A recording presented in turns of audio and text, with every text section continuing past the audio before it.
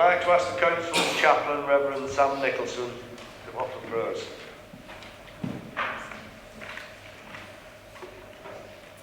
As was said, my name is Reverend Sam Nicholson and I'm one of the town St Vicars of Wigan, also chaplain to the staff here at the those of different faiths and those of none, and here to be a listening ear. Thank you for allowing me to pray for you this evening. Some of you will share my faith, others not. But for all of us, it would be good just to take a moment to pause, to reflect, to be silent. Perhaps tonight that you've come to this meeting concerned about people you love, family and friends, or just things that have happened in the day. So before I say a prayer, let's just take a moment of silence, either for you to pray or to reflect on those things you'd like to reflect on today.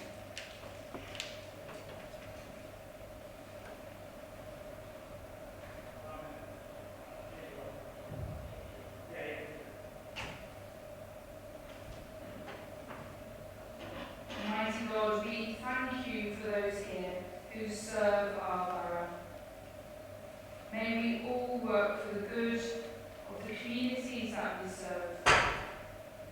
May this meeting be filled with truth, unity and love. Where there is disagreement, help us to disagree well. May we always remember the people that we represent here in this place. For Jesus' sake we pray.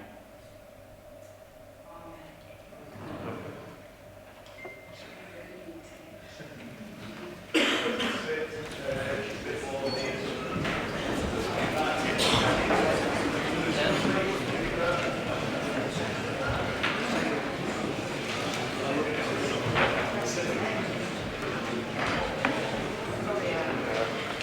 Can I remind members of the need to respect each other, and I will continue to chair these meetings fairly and to show impartiality.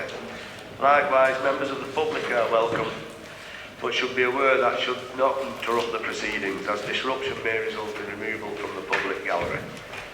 The rules of conduct for the meeting have been circulated in advance of the meeting, and copies are on your seats.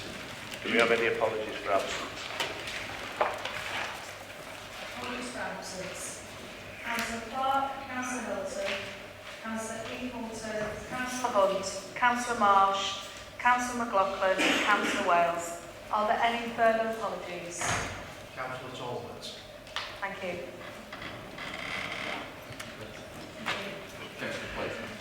Minutes of the annual general meeting held on the 22nd of May 2019. I will move the acceptance of these as a correct record. Leader? Pleasure to move, Mr. Mayor. Can I put the minutes to the vote? All those in favour of accepting the minutes, please show. All against? I declare that carried. Mayor's announcements. Queen's Birthday Honours 2019. There are no Queen's Birthday Honours to report, but we have done well in the following categories. In the Queen's Award for Voluntary Service organisation, Embrace have received the Queen's Award for Voluntary Service. This organisation has been active in the borough for 22 years. The Queen's Award for Enterprise, Beatrice from Standish and Foylecoe from Lawton have both received the Queen's Award for Enterprise and will receive their awards from the Lord Lieutenant in July. The Queen's Award for Voluntary Service individuals. The following have been awarded the Queen's Award for Voluntary Service. Lynn Hamnett of Embrace Wigan and Lee, David Eckersley, Lee Cricket, Tennis and Bowling Club, Anne Woolley, Wigan Little Theatre, Caroline Tomlinson, My Life Legacy. The Pearson National Teaching Award, can I also report that Sharon Bruton, Chief Executive of the Keys Federation Academy Trust, has received the Pearson National Teaching Award for her work as a digital innovator. Well done to all the recipients of these awards. Armed Forces Day. I would like to refer to the Armed Forces Day event on the 29th of June. This is a national event that is designed to give support to our armed forces, and this year's venue was Wigan Town Centre. The event was very well supported from across the borough, and I attended with my consort. Declarations of interest. The monitoring officer has provided advice to all members, and relevant guidance has been issued. Members are asked to consider relevant interests for the purpose of this meeting, and if there are any interests, members must leave the room during the relevant item. Please fill out the form on your desk if you do need to declare an interest, and return to this to Christine at the end of the meeting. We now have an update from Cabinet Portfolio holders. I invite Councillor Bullen to speak at this point on Wigan Council as corporate parents to support our care leavers by providing them with free prescriptions up to the age of 25. Councillor Bullen. Thank you, Mr. Mayor. I'm very proud that this council takes its responsibilities as corporate parents very seriously, and everyone in this room this evening is in fact a corporate parent to our children and young people in care. Our responsibilities are to all the children who are in our care, and importantly this also includes our care leavers. Like any good parent, it is our responsibility to ensure that those leaving our care are supported so that they have the best chance to thrive independently as young adults and achieve their dreams and aspirations in a very positive way. We have 142 care leavers in the borough, and our teams work hard to ensure that they are in suitable accommodation, are in education, employment or training, and feel very well supported and prepared for adult life. Through our deal for care leavers, we have been able to make promises to our care leavers about the support we will offer them. And you will remember that through this council we have exempted care leavers from paying council tax up to the age of 25. We also have fantastic pre-apprenticeship and apprenticeship programs in place that many of our care leavers benefit from. And this is thanks to the passion and care of the leader of the council. Our partners also contribute. Inspiring Healthy Lifestyles offer free membership to our gyms and leisure centres across the borough for care leavers and also for a companion to accompany them, as we recognise the importance of encouraging our care leavers to lead healthy lives. Today, I'm proud to announce to you all, as corporate parents, that through the excellent partnership we have established with our health colleagues, including Wigan Borough CCG, the leader and I have been able to request for a report to be presented at our Integrated Commissioning Committee, the ICC, to provide free prescriptions for our care leavers. This is in recognition that they don't have the support from family that you or I may have been fortunate to benefit from as we entered adulthood. I want our care leavers to know that they can get support from us. Finally, Mr. Mayor, I'd like to mention that this is a great example of the influence we now have over joint council and health spending, and how we have reduced the bureaucracy of joint decision making through our integrated commissioning arrangements. Thank you, Mr. Mayor.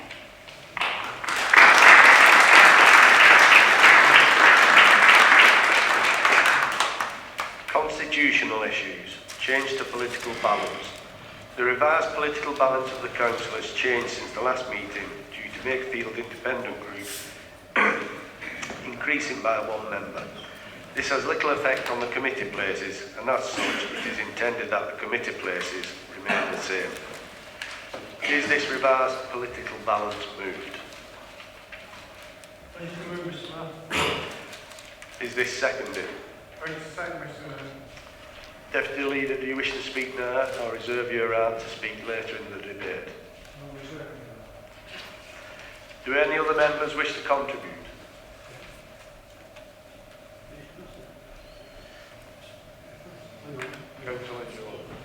Thank you, Mr. Mayor. Just to say, obviously, this is concerning our group and we're happy not to get any more committee places. Thank you. Okay. Councillor Breland? Thank you, Mr. Mayor. Just like to say, I'd like an apology of Councillor Mullineaux for his statement in the last full council. Nobody wants me in the group, well, I'm in. So do I get an apology off you, Councillor Mullineaux?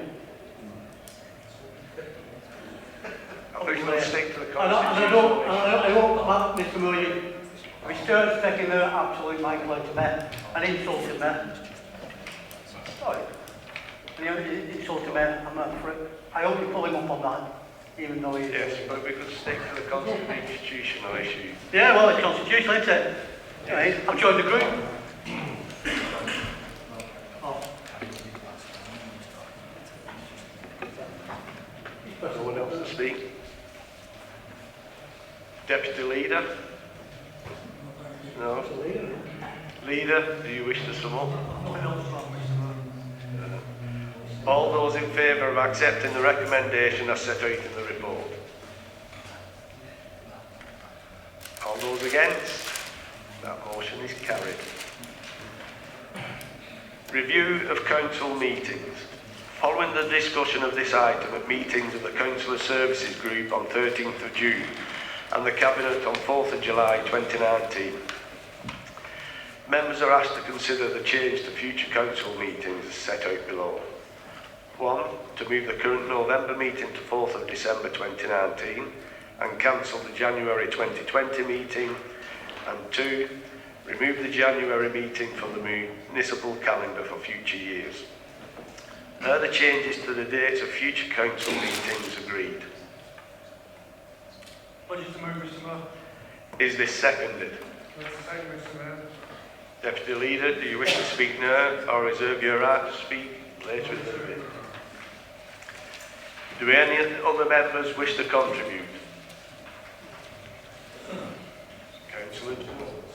Thank you, Mr. Mayor. I have two problems with this. First of all, I think we was all being paid out of taxpayers' money. I don't think it gives a good example of us actually shortening the meetings.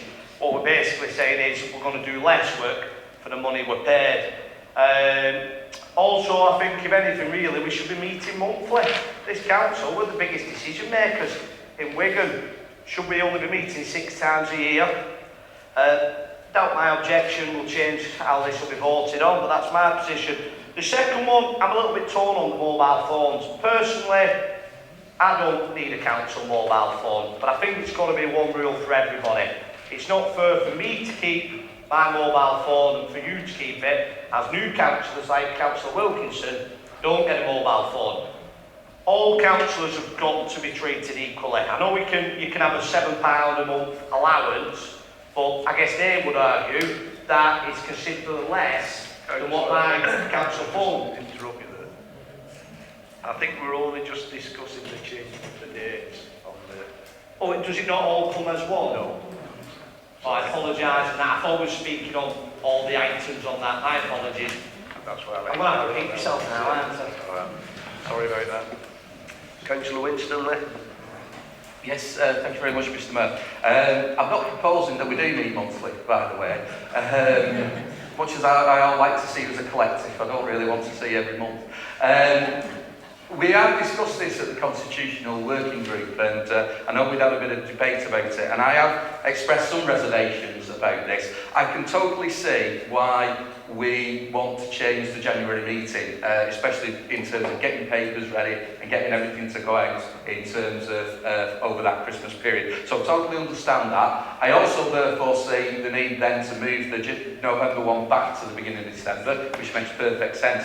My problem comes from the gap between a council meeting at the beginning of December, then we meet again in March, which is fine because it's at the beginning of March, so I could see that it's not too long. However, because that will be the council tax and budget setting meeting, that is normally a one-item agenda, which wouldn't necessarily automatically and always give us an opportunity to A, scrutinise some of the decisions that have been made over the previous cycle, but also to put any motions forward as well, because that is probably the most important meeting that we have during the municipal year. Obviously the format has changed over the years in terms of how that statement is presented, because in the old days when the former leader was doing it, he'd get up, do his 20-minute PowerPoint presentation, say the Tories were a load of rubbish, Labour was doing much better, and then sit down and compare some figures from Trafford against someone else and say you were lower than them and all that kind of malarkey. However, now the new leaders brought in, we all have a go. It's like school. It's like a school assembly. So they all get to have a go at their portfolio, and rightly, because there's obviously important work gone on under each cabinet member's portfolio during the course of the 12 months. So my concern is that we'll have a massive gap from then until April. April, we're in the middle of election period as well. So it would be just if we could look at that full council tax setting meeting to see whether there's a way we can ensure that we have more on the agenda there, or if we could, I don't know if this would work because we're at a meeting at the beginning of March, because I do know we used to have 2 meetings in March, and have just one for council tax setting. So it was just really to highlight some of the potential issues with that, but I can certainly see the rationale in terms of the December meeting, the January meeting. Thank you. Councillor Brearley. Thank you, Mr. Mayor. Thank you, Mr. Mayor. Having less meetings is like, it's daft that really, because we should be meeting once a month, like, there's so much to discuss, and we don't get to, sometimes we don't get to talk to officers when they're working from home. We've no provisions for that. Unless we're playing ping pong again, you ring here, they ring home, and they ring home, and they come back to us. And then we have to wait 10 days for an answer. But we're not playing democratic, the rules here. The rules is, let's give the information to the people. They elect us. We need to get out there, and they need to talk to us. And having more meetings in this chamber is good democracy. No. Let's get away from democracy, which seems to be with the Labour leader and his cabinet. I mean, I went to a meeting just to look what's going on. Not allowed in, e-items. Well, I'm not a member of the public when I've got my badge on. I'm not a press reporter. I'm a councillor. And if I should be allowed to stop in them meetings, because we've all signed a disclaimer of confidentiality, but yet we just get treated very badly over anything we want to know. Same with information. We should go through access to information. It should be there, ready, available for us, for councillors. If the Labour Party pay for it privately, I can understand we're being withheld. But we're not. They're not paid for that. It's all done through public money. Closed items, private, confidential. We don't get to know anything. It's like you, like... Councillor, I think you're moving off the point of what we're trying to discuss. No, it's about information. It's about information and what we get. And we only get information when it comes to full council. So you're trying to tell me I'm going off the motion or I'm going off the agenda. Once again, Mr. Mayor, I'm going off the agenda when I'm talking about information. Sorry? Discussing whether we need to change the date. No, you're on about cancelling the meeting. Yeah, well, that's information to us, isn't it, Mr. Mayor?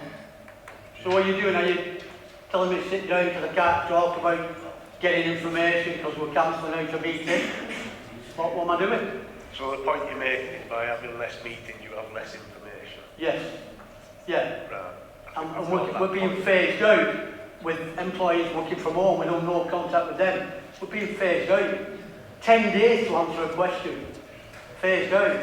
I mean, end of the day, the democracy says for elected members, entitled to everything. But make your own rules up. What is it, 59 Labour councillors on vote this through? Thank you. Councillor Grundy. Thank you, Mr Mayor. I just want to broadly endorse some of the points that Councillor Winstanley made. I do think it's eminently sensible to get rid of the January meeting. The problems with it are, and I think we've all seen this, often the agenda in January is incredibly light. The staff themselves have to try and prepare the agenda before they break up for Christmas, so there's a big gap between drawing up the agenda by the time of the meeting. But the points made by some other members of the opposition about a reduction in the number of meetings not generally being seen as a good thing by the public, and the point made by Councillor Winstanley that it means there's actually a large gap between the sort of last meeting in December where motions and local issues can be raised and the next one where motions and issues can be raised, as opposed to just one where we're merely discussing the sort of financial issues and council tax setting, is substantially large. So in general, I would say I understand why we've done this.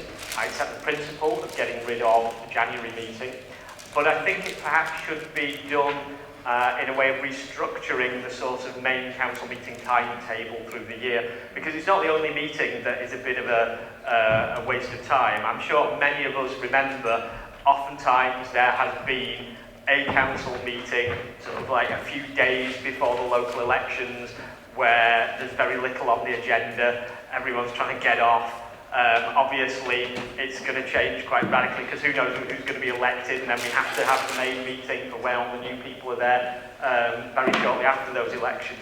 So it does seem sensible to get rid of the January meeting, but it would make more sense overall to restructure the main meetings throughout the year so that we're not getting these sort of almost dead meetings where there's very little on the agenda. And it might be sensible to sort of start with a meeting in February, for example, and then the council tax meeting, and then we have perhaps the one just after the local elections. So then we're bringing in new councillors. We're not having a dead meeting just before, and then through the year we can end up with a far more sensible range of meetings without reducing the number of meetings overall to ensure all of the meetings are productive. And I do hope that point is sensible. Thank you very much, Mr. Mayor. Councillor Reader. Thank you, Mr. Mayor. I'll just try and touch on a few points because it came to members' services. Councillor Jones and raised the issue about we're paid and we come in here and we serve the community. I think what we get paid for is what we do out there as well, more important than what we do in here, or just as important. So I think there's that issue around that point that you made, but take that point. But I think touching on Michael's issue about the length of time in between, this was, if you understand the process of this went to a constitutional working group, which was agreed in principle, it was the right way to go, then it came to member services. It was raised at member services about that gap in between, and this was debated quite heavily at the meeting. And I believe that we can actually slot other agenda items in with them meetings if we need to do, if there's a process there, so we can actually look at that. Bob's issue about getting rid of meetings, I remember, and he'll probably jump up and say, no, I didn't, and I'll deny this, a few years ago that he tried to put motions in around the kind of January meeting, and I think he missed a deadline or it was a bit tight because of the Christmas period, and we all understood that. And I think that's one of the reasons, because some meetings get cancelled around that period because of the Christmas period and lack of business. And the period of leading for questions and comments come over that period and everybody's busy. And we got to this chamber and some people said, well, I didn't get the opportunity and all that kind of stuff. So I think the rationale around this is not about cancelling meetings and democracy. It's about making things more workable and more manageable. James touched on a lot of issues there. Just a pity you weren't at the member services group and you could have actually discussed them into there. And I think I just want to finish on something that Bob said about the E numbers on cabinet. And it's right, that's been a real thought as long as I've been here. So, but one of the things he failed to tell people in this chamber was that we actually discussed this at cabinet and Bob turned up late. So whether you wanted to come for that item or stuff on the agenda, he actually turned up when the meeting was nearly over. So rather than paint that picture that we all buy you out to meetings and what have you, you actually turn up late for the meeting and do that. So I just think people should actually know that. Councillor, I think we should just stick to the dates of the meeting. Councillor, you've already spoken on the fact. Well, point of explanation there. You know, I turned up and I was supposed to get out because the item was starting. I didn't turn up late. The item was starting. But at the end of the day, why should I leave? Why should we leave? Councillor, we'll stick to, and a point of explanation is something what you've said earlier what's been misunderstood. Well, can we have clarification word next time? I mean,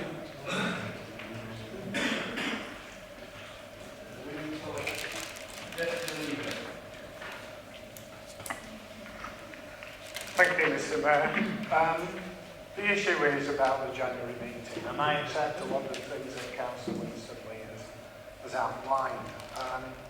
But I do think it is a very light meeting. As we said, it's usually the first week or early in the second week of January. Town Hall's been shut for 2 weeks, offices have been off, reports have had to be done before, so reports have to be done early December, and we've just had a council meeting in November, so it is a meeting that really you wonder, is it worthwhile? I do accept some of the principles that you're saying, and I think perhaps we need to look at how we address those concerns that Councillor Winston has outlined. In terms of what Councillor Jones said, if you believe that this is the only place where we do work, then I don't think you're doing your job. Because actually, there are committees, there are Councillor, we're sticking to the dates of the meetings. What I'm saying, this is not the committee meetings, the council meetings are not the only place where Yes, but we're not councils do work. discussing the work we do outside of these meetings. We're only discussing the work we do. No, well, the implication was that if we don't have that council meeting, we won't be able to get that information.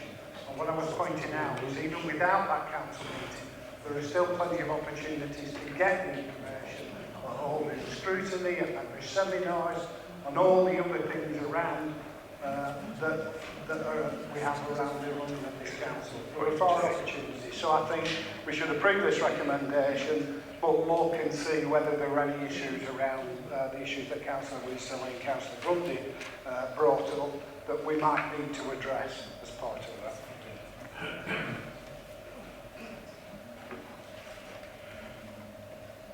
Unfortunately, Councillor, once the deputy starts, you've missed your chance. Okay. speak up, Mr. Mayor, I can't hear. I said once the deputy leader has started talking, you've missed your chance for any opportunity to take part. Leader, do you wish to sum up? Yes. Thank you, Mr. Mayor. Thank you for everybody who's contributed, because it's something that needed to be heard and needed to be talked about. But the deputy leader's quite right. That meeting, as we all know, quite honestly, it's like a dead meeting because of people who've not attended the council meeting or business has been held up because of the Christmas period. And it certainly seems the right thing to do. Actually, constitutionally, you only need to meet twice a year. That is the constitution for a lot of other councils in this country, but we've always pushed on having council meetings. And the other fact of the matter is, and it's quite right, there's a lot of business done before council meetings. And I'd like to thank all members who turn up regular basis to committees, so those reports can be done, those services can be agreed, and those reports can come back to this council meeting. Yeah, and I was pleased to hear Michael's contribution to it, because I wrote to him twice, asking for his comments. We wrote to him twice, asking for his comments. And I'm glad we've heard the comments tonight. Because certainly, when we discussed it at Cabinet, it wasn't just a rubber stamp. People did discuss it. Councillor Reedy has confirmed that the members' service group, it was discussed in great detail. So I'd like to recommend to this council that we accept the report and we cease to have the January meeting and have the November meeting and then the following meeting in March. Thank you, Mr. Mayor.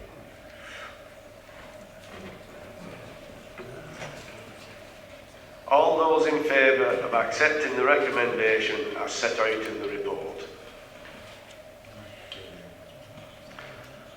All those against? And that motion is carried. Monitoring of urgent items and exemptions from calling.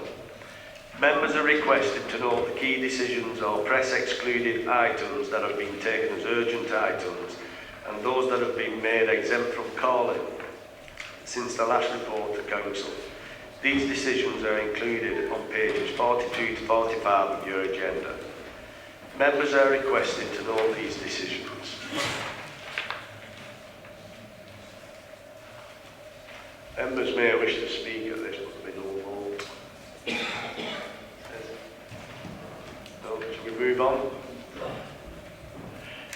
The appointment of statutory and non-statutory co-opted members to the Council's committees. At pages 47 to 52, we have a report that informs members of the appointment of statutory and non-statutory co-opted members to the relevant committees for 2019-20. Are the nominations moved? Nominations moved, Mr. Mayor. Sorry. We've missed a bit off that mobile phones I went to speak about on point B. It was in with the one which, I mean, if you look, it says point A about the meet in January, straight underneath about mobile phones. That's why. So it says approved minutes of council services group, and then there's 2 points down, the second one's mobile phones.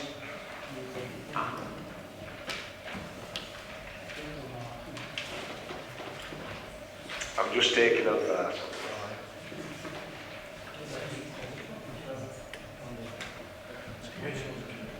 I'm told, Councillor, that it's just extracts from the minutes and it's not for discussion. But it was in the minutes, and I can show that. I'm happy to leave it. It's not that big of an issue. But I do think this matter will come up another time. Thank you, Mr. Mayor. Okay. Right. Not completely lost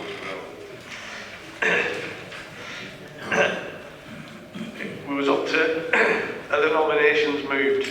Sorry about the voice, I've been using it more often than I should have been. Are the nominations seconded? Second, Mr. Mayor. Deputy Leader, do you wish to speak now or reserve your right to speak later in the debate?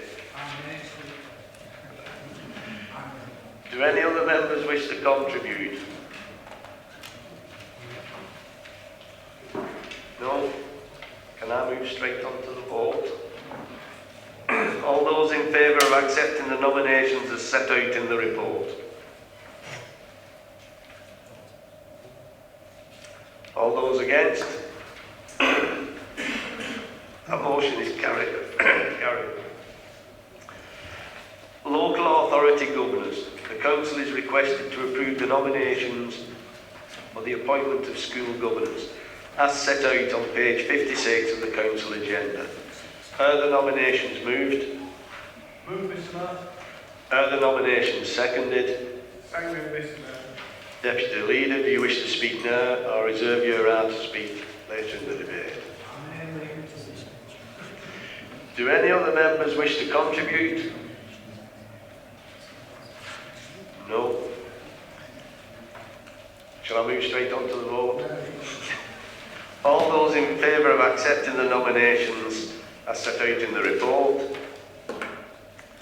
All those against? That is carried.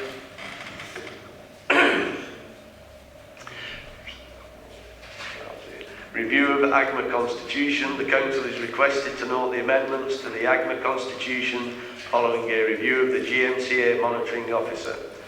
Are the recommendations moved? Move, Mr. Mayor. Are these seconded?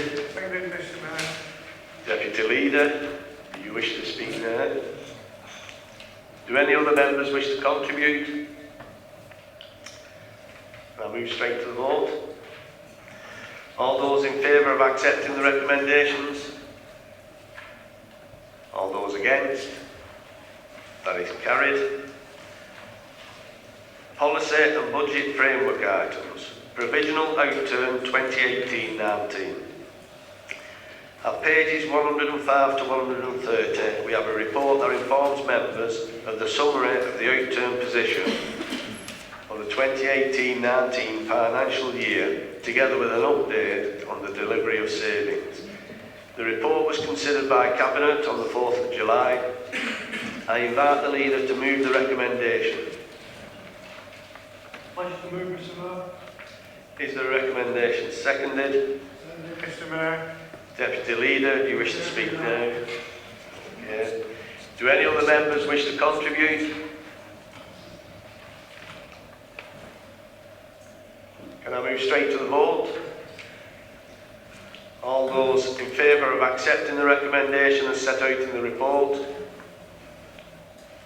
All those against? That's carried. Treasury Management Annual Review 2018-19. At pages 131 to 142, we have a report that provides members with an update on the Treasury Management activity for the Council for 2018-19. The report was considered by the Audit, Governance and Standards Committee on the 20th of June. I invite the Leader to move the recommendation. Move, Mr. Mayor. Is the recommendation seconded? Seconded, Mr. Mayor. Okay. Do any other members wish to contribute? Councillor Brealey. Thank you, Mr. Mayor. Let me speak on this item. This report, annual review, I can recall asking for information over the payment to Doneragh's legal costs. I've not received that information. I know it's been to the police, and the police has got some confirmation from the council, but yet we've not received it. I've asked the police for a copy of it, again reluctant to not give it us. So can we have an assurance from you, Mr. Mayor? I want to carry on a conversation with the leader, Chief Executive, Mr. Mayor. Councillor, I'm told you've had a response to this question. I've not, that's why I keep raising it. I want to see the breakdown of where it says. I think you've received an answer. I have You're not happy with received that answer. anything, Different matter. Mr. Mayor. I've not received anything. Councillor Braley, it has been sent to you by the legal department. If you want me to send you a further copy of it, I'm happy to do so. Well, if you've sent it me, it would be very easy to send me another one, wouldn't it? I just wanted to do Oh, that. because it's- Really. I can't hear it. Point of order. Point of order. Could I also, as group leader, have a copy of that then? We can put it Yes, can you send a copy to both? So I'll forward the copy to both of them. You'll receive an answer, Councillor, whether you're happy with that answer is a different. Yeah, we want a breakdown of the indemnity policy where it specifically says Councillor, what they can and the can't do. question I'm told you've had a response to, and every councillor will be sent the same reply that you will receive. So everybody will get it. Fantastic. Can I carry Okay, on? now. Can I carry on? Best hurry up, yes, go on. Let's do it. It's your time to waste, Councillor. I'm quite happy wasting all your 5 minutes. Come on, you've got 5 minutes, get a move Am on. I upsetting your voice vocal cord? Mr. Mayor? Using my voice more often than I Do should you be want using extra it. water? Got extra water? Because your voice like, don't it? This report doesn't, again, look fair enough. The legal people seems to have a pot full of money to employ solicitors random when it stands here in approaches. They employ legal solicitors as well as their investigating officers. And then from last yesterday, that investigating officer was the prosecution for the complainant. Why is all this money being given to these people? And they must have cost 20 grand yesterday for that. Must be. And we hired, well you hired, DW Stadium, £300 a day for a presidential suite. Councillor, Three of them. Councillor, Let me finish. I think everybody would agree that you're moving off the point slightly here. No, it's cost of, it's a budget, isn't it? No, Do Councillor. we cater for something like that? It doesn't say it in here. I mean, what budget do the legal people have asked the question before? And I'm not going to answer, Mr. Burke. No, I think you've got your 5 minutes anyway. Come on, in fact, No, still it's agree not. on Wait, we've got another 1 minute 30 seconds. Right. Councillor, I think you've moved off the point of what we're talking No, about. I'm not moving on. It's about treasury, it's about money. It's about financials. It's a treasurer's report, a review. When are we going to get a review on these legal people? The amount of money they waste. And the prime example This we is used today. about the out We could have had a G5. 18 to It's not 19. anything. Anyway, but we've had, it must have cost £1,350 yesterday for hiring rooms. Councillor, What we're cut needing. your Plus short. that, by the way. Plus that. Alright, Councillor, I really am going to So can we have the students of the leader of a breakdown of everything he's spending When you get up talking, you talk to me, not the leader. Okay. You've had enough there. Please sit down. Have you thought of what to do? You can buy me a pound of Guinness after. I think you should put a doctor's notice. Councillor Maiden. Yeah, well, it does come under Treasury Management, so that covers a broad church. I'd like to thank Councillor Molyneux because Latics are in a bit of a state at the minute and we do need a lot of transfer money, so thanks for hiring 3 rooms for Bob and his code of conduct, whatever it is. Councillor, it is a budget for 2018 to now. Cleared, not cleared well code of spent. conduct. Let's get it right. Cleared code of conduct. Oh, that is true to you.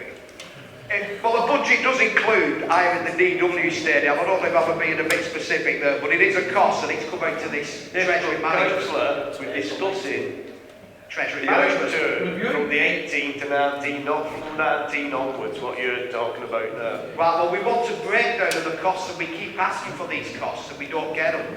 Can I request that Councillor Maiden receives the cost Of the code of conduct hearings, the costs of everything code of involved, conduct hearings at the DW stadium? because that is in the public interest.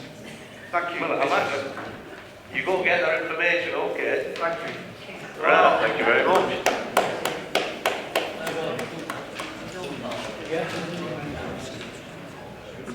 If I can remember where we're up to.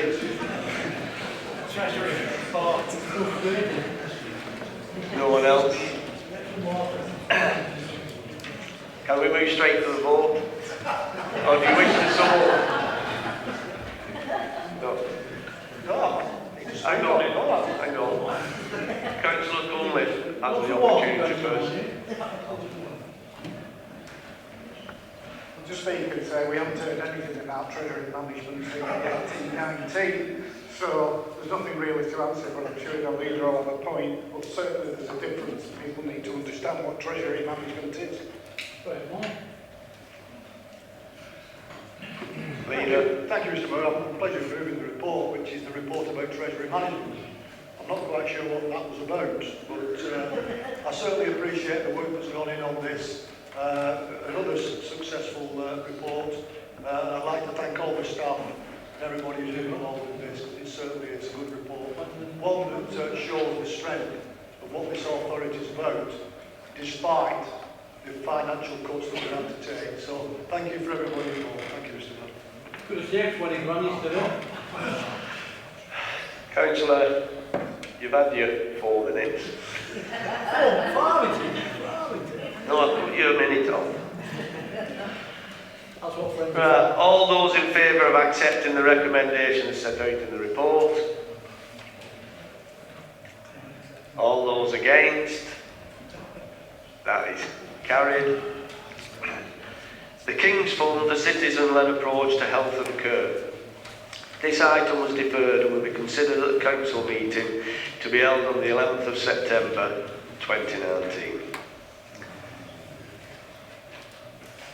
Questions and comments?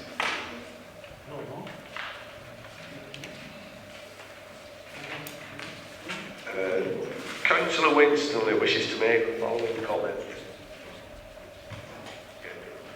Thank you, Mr. Mayor. As been raising this comment, actually, I am declaring an interest which have already completed the appropriate forms because I am Governor of Orrell Holgate Academy and Greengate Multi-Academy Trust. But I'm actually raising this as a councillor, not necessarily as a school governor. In January this year, the Cabinet considered a report on the proposed enlargement of Orrell Holgate Academy The decision by Cabinet to enlarge the school by 0.5, which was 15 in a year group, was, I believe, the correct one, as it dealt with the growing problem of a lack of school places in the Orrell area. Due to an increased housing development we have seen, at long last Orrell was getting some investment and an increase in much needed school places. The Cabinet decision was announced in a press article published on the 8th of February 2019. This said that the Education Planning Team had foreseen a significant further increase in required pupil places from the start of next term in the Orrell area. So far, so good. This announcement was widely welcomed in the area and parents were informed by school about the plans. A meeting then took place on the 24th of June between officers of the council and the school to discuss the expansion. The numbers then quoted at that meeting by council officers were only 4 extra pupils. So this raised concerns that the school had, and they specifically highlighted that the numbers were now a lot lower than the 15 originally quoted. And the question was asked by school if lower numbers would be an issue to the expansion project and what was the pattern generally, looking at the data. The school was told by the officers that smart buildings attract people. If you build it, they will come. With that assurance, the school carried on its preparations, even cancelling some refurbishment work that was needed. The school had every kind of building survey undertaken in preparation, drilling tests, and the head teacher even had discussions as to where sockets should go. We were that advanced in terms of the preparation. Then on the 19th of June, the school received a telephone call from out of the blue to say this scheme would not now be happening. This came obviously as a great shock to everyone involved, as it came with no prior warning. This is simply unacceptable to leave it so late in the day to pull this development, and it's not fair on teachers, pupils and parents. To manage a project in this way is not the way I would expect this council, who upholds itself as an exemplar council, to behave. I'm concerned about the amount of money that have been already ploughed into this project at a time when the council are saying about they've got a lack of funding. And I'm extremely disappointed and feel let down at the way that this whole project has been handled. I believe that a thorough review of how this project has been managed is required. Firstly, to understand why the council got it so wrong, and secondly, to make sure it doesn't happen again. I am grateful for James Winterbottom, who's agreed to meet me next week to go through the data on the numbers. James also informed me that the project has been postponed, but we do need to understand exactly what that means. I'm fairly convinced that Orrell does need these extra school places, and I hope that we can find a way to actually resolve this problem and move forward and establish a good working relationships with the schools in the area. Thank you, Mr. Mayor. I invite Councillor Bullen to respond. Thank you, Mr. Mayor, for allowing me to respond. And could I just say at the outset that I do acknowledge that this decision to postpone has been taken very late. And I understand the level of frustration with the school, the governors and the parents. But I do need to explain that when we're making any decision to invest basic need money into a school, we must demonstrate that there is a long-term need for places. Whilst the decision to increase pupil numbers was identified in the capital programme and agreed at Cabinet in principle, as Councillor Winstanley has told us, we continue to constantly monitor numbers to ensure public money is spent appropriately and that any decision is reviewed to ensure that we do not destabilise schools if the position changes. The numbers projected at the current time do not justify the need for a half-form entry addition to the school. The projected numbers clearly show that over time we do need to come up with a solution in the local area, but it is difficult to justify a build costing almost 2 million. What may happen is that if we build at this time, the school may fill with the extra 15 places, but this will not necessarily be with children from the local area. If demand isn't there locally, they may fill at the expense of another school who will then end up with surplus places. On the other hand, if the school doesn't fill, and for example in the first year they may only get 4 new pupils in, this could be a difficult situation for the school financially because they would still need to recruit additional staff to meet the 30 place rule in infant class sizes, but they wouldn't receive the additional funding to match the staffing that they'd taken on. What we are doing, Councillor Winstanley, is we're keeping a close watching brief on the numbers, and we'll review again later in the autumn term, keeping the school and parents well informed. You're having a meeting with the director, you've mentioned this in the short term, and we'll also be mentioning with the 3 local head teachers in the area to come up with a solution in the short term for any additional places needed. Thank you, Mr. Mayor. We'll now move on to the notices of motion. This motion was deferred from council meeting on 17th of April 2019. A motion has been submitted by Councillor Halliwell, which is set out on page 152 of the agenda. Councillor Halliwell. Thank you, Mr. Mayor. Despite all the problems and obstacles created by the recent government, Wigan Council has had a programme to directly deliver affordable homes for rent since 2010. We have delivered 373 in 2017-18. We have completed 49 units into 18-19, and we have 136 units currently in the programme for completion on 4 sites in the next 2 years. The programme is split between general needs and special housing, and is funded through the Wigan Housing's revenue account as a component part of the capital programme. During 2018, 4 schemes were completed, delivering a total of 120 new homes. These were Little Land Use Green, 39 units for older people schemes, Mayfield Road Oral, 12-unit autism scheme, a mix of general needs homes, Anthorn Road, Winston, 19 bungalows, Holt Street, Phase 2, full stock 20 general needs houses. The Autism Support Housing Scheme at Mayfield Road Oral was shortlisted for the Inside Housing Development Award in the Best Inclusive Housing Scheme category. There are 4 schemes currently on site, delivering a further 136 homes which will be completed in the next 2 years. These include 2 further autism schemes at Handale Lodge in Hindley and Bullswater Avenue, Colburn. Council has invested partner status with Homes England and has successfully received grant funding for all our direct delivery schemes, securing grant totaling £3.5 million in 2018. We have also drafted a proposed direct delivery programme for the period 2019 to 22 that can be delivered within the existing HRA capital programme resource, with a focus on housing for health priorities and regeneration sites. With the current limit set in the HRA capital programme medium-term financial plan, the direct delivery programme can deliver an additional 114 units between 2019 and 22 on 4 sites. 15 at Brackley House, Cypress Green, 39 Walthiff site Lee, 40 Sandalwood Drive, Beach Hill. This is in addition to the 136 currently committed on the site, a total of 250 units. Total estimated value of the programme being 38 million.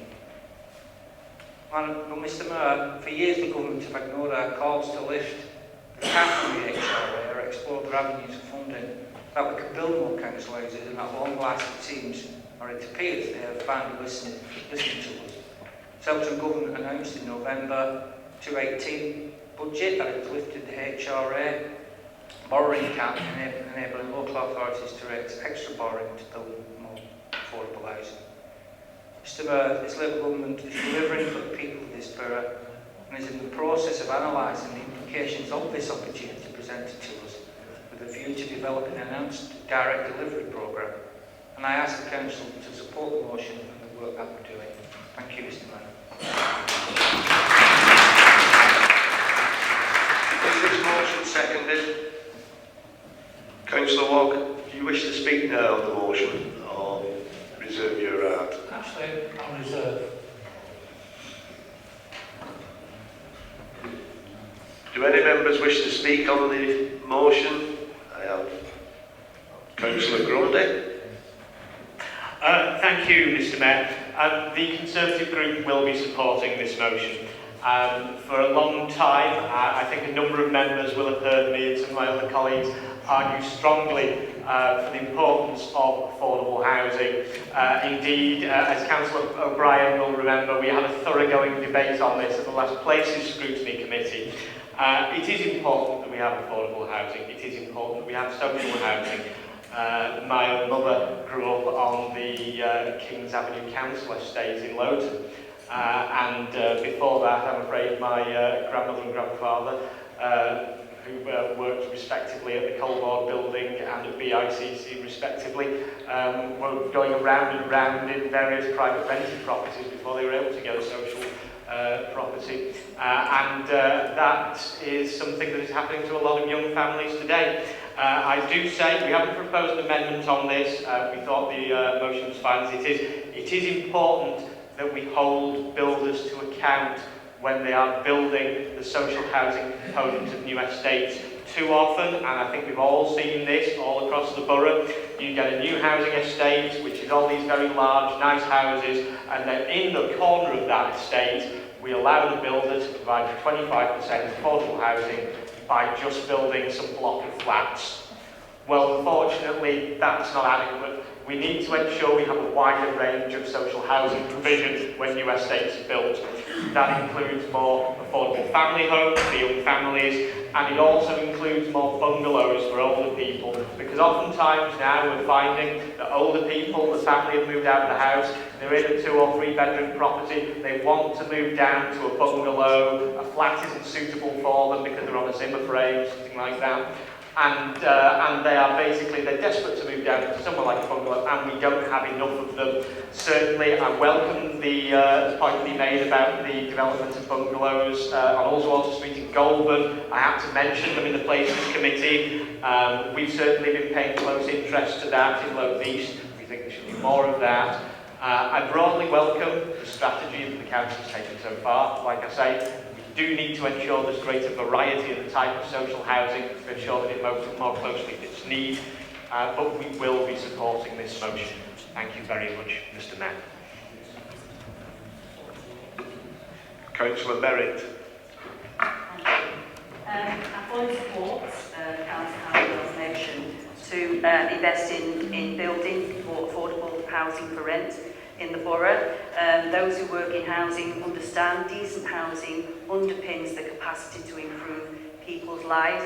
We all remember how dismayed we were in April 2012 when the coalition government introduced a cap on the council housing revenue account, which significantly restricted the capacity of councils to borrow money to build new housing for rent.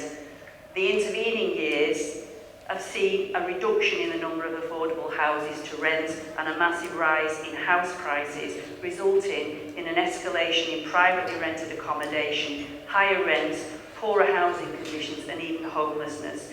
We welcome the removal of this cap to enable the council to build more affordable homes for rent and look forward to further investment in affordable rented housing. Thank you. Councillor Jones. Thank you, Mr. Mayor. Councillor Halliwell, first of all, I will be supporting this motion. And you may have made this clear, and I didn't catch it. So if you do come back in at the end, just if you don't mind clarifying, would the majority of affordable houses be rented or bought as affordable housing, or would it be a mixture? And the ones that we would be renting, could we make the priority to the people in our town who are most vulnerable, especially our homeless people and armed forces? Thank you very much. Councillor Greeley. Thank you, Mr. Mayor. Yeah, I'll be supporting this. More affordable houses is needed in this area. What I find strange though is, why is the rent so high with a brand new affordable house? A normal council houses are a set of rent, but I've found that some residents now are saying, why is these new council houses in Hindley Green, why are they higher than the normal rent? And they're affordable, helping people on low income and stuff like that. It seems ludicrous that you're building this and praising himself, patting himself on the back. But yet, we're charging higher rents for vulnerable people. It doesn't make sense at all. And I'd like to know, obviously, financial whatever, where's the £2 million from the government you got for £5,000 per house?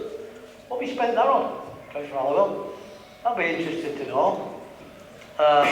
Because what they've done in our ward is, we don't see it, it's squared it. They told us they squared it, but now, when we delved a bit deeper and we didn't take no for an answer, they told us now they've not squared it. That's the 106 monies, you know, it's the 106 monies here, on council houses. One minute they're saying there's not. But then again, you see information that a development in Hindley, the old council yard, all council houses, they paid 106 monies. And we getting mixed information here of what we can provide for our residents through the 106, through this £5,000 from the government. Where's it going? Needs to be spent towards the houses that are being built in. It's ridiculous. Can we have some clarification off you, please, Councillor Halliwell, of what I've just said, where the expenditure, where the money is? Why is it not being spent in the wards? Is there provision for schools, like Jenny just said there? Councillor, I think you're moving off the point. You're talking about the provision of social housing. Yeah, but it links with the home, though. Is it not linked with what? Rents? No. Money coming in, money going out? You've got a right to question what exactly I can see you're not a business mind, I can see you're not a business person. Councillor, we're talking about social housing. Yeah, we're talking about that, rent. Well, Section 106 monies doesn't come into rent and social You prove your point, Mr. Moore, you're carrying on from the old Stop Councillor Bradley, whatever he wants to say. Well, I thought the previous did very well. Thank you for the compliment. Councillor Collinson. Thank you, Mr. Mayor. I just want to let everybody know that I will be supporting this motion, but I would like to seek some clarification on a couple of points during the presentation that was just conducted by Councillor Halliwell. One of them is where he talked about the additional places that have been created at Little Lane in the new care home there, which is a fantastic development, by the way, and it's a great care home. There's no problem with that.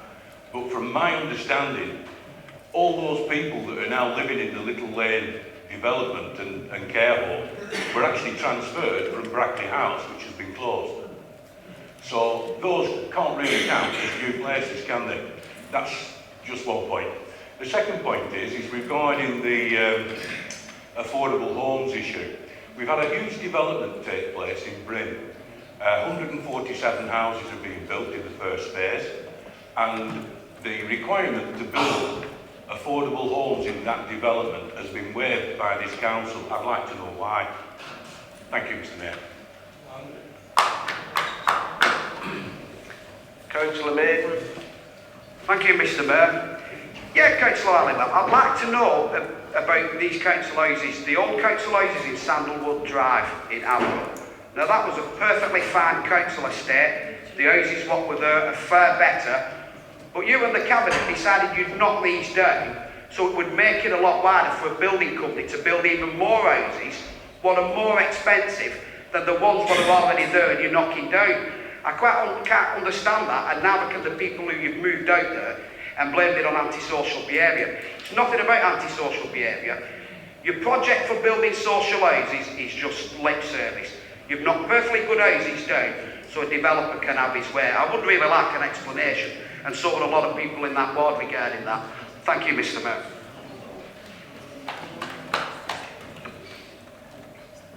No one else? Councillor Walker, as you reserve your right, you may now speak. Thank you.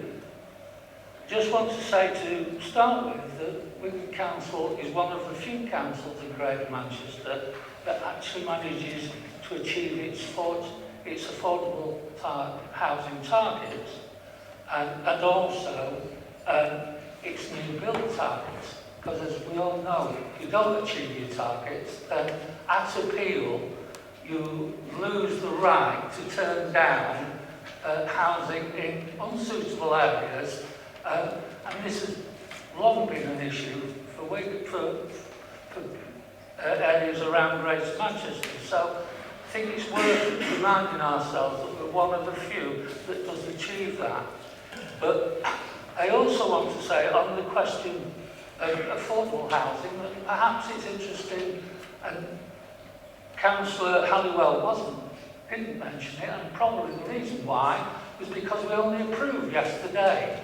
But another 49 social houses be built in this borough, and it's just a little sign that we're still recognising that there's a massive imbalance, but also that getting the balance isn't just a matter of suiting just the community that's there, but our future community around the borough, and getting some sort of correct mix. So I just think that we need to do a little bit of patching our own backs on this particular issue, but it is worth saying that why would we, there was a suggestion that there was 106 money on the houses that we built. Councillor, I didn't let him speak on the 106 money, so I can't really allow you to speak on it either. I'm speaking on affordable housing. The new houses that were recently built in Hindley.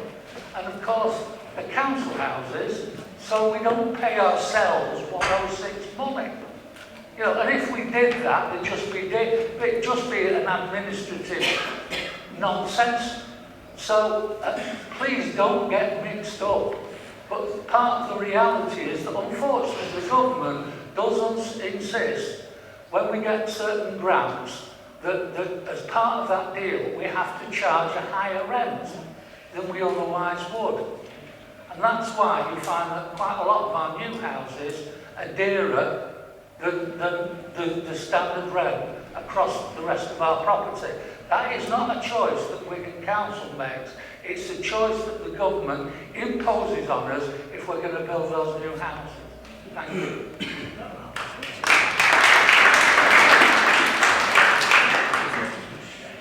Sorry, Mr. President. I've got it in black and white. Councillor, I'm sorry, you can't speak on the item. Sorry. Councillor, you can't speak on it. Councillor, point about what rule has been broken? He's making reference. Councillor, what rule has been broken? He's calling me a liar. Councillor, what rule has been broken? If you want to raise a point of order, you can only raise a point of order on a breach of the rules. What rule has been broken?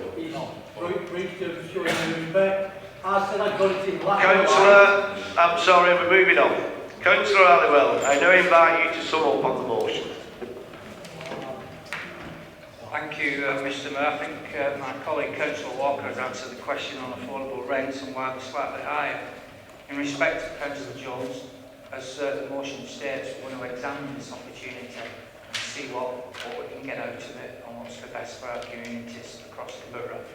And as that develops, and at the appropriate time, I'm quite happy to share that with this council, if that's okay. In respect of Councillor Maiden, Sandalwood Drive, well, I've spoken to people in Sandalwood Drive, and so have my colleagues, and let me tell you that they're all over the regeneration of that area, and it was very, very sadly needed. So I don't know who you've been talking to, but you've not been talking to people in my ward. Secondly, can I just, I welcome Councillor Grundy's comments. I do, thank you. But I have to point out, though, Mr Mayor, that after 9 years in power, I actually think that the Conservative record on housing is probably failing on a number of fronts. Home ownership is down, shelter for young people, rough sleeping is double, private rents have soared, housing benefit spending's increased, and we are now building over 30,000 fewer social rented homes each year than when Labour left office. It's hard to find another area of public policy that is failing so clearly and comprehensively. It is, in my view, a perfect storm that's been engineered by themselves. It's why today more than 2 in 3 people in this country say there is a housing crisis, and why public concern about housing is now around its highest level it has been in 40 years. I think the borough has a right to expect better, and I think the country has a right to expect better. And I think the government needs to do a lot more and improve on their record dealing with the housing market and housing policy. Thank you, Mr. Mayor.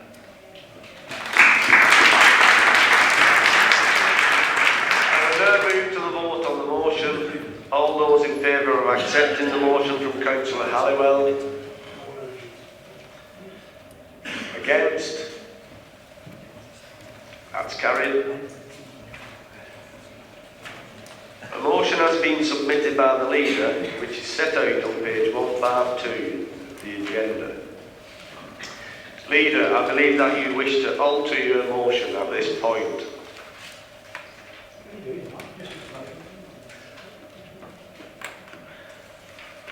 Okay, can we calm down? Yes. Yes, there is a slight couple of changes to the motion. And I have given Councillor Wilson a copy of that. He kindly pointed out that the BBC wasn't a colony anymore, although I believe at one stage it might. There is a couple of other things as well. This is not licensees, this is licenses. Whether the spell check picked it up wrong, I'm not quite sure. But certainly this is the motion that it has been altered. This council requests that the Chief Executive writes on behalf of the people of this borough to the Director General of the BBC, asking him to rescind the decision to abolish the free television licences for the over 75, and also to the Secretary of State for Digital, Culture, Media and Sport, asking the government's intervention to support and ensure that the free TV licences can continue for the over 75s. Is the altered motion seconded? It's seconded, Mr. Mayor. Councillor Cunliffe, do you wish to speak now or later on in the debate?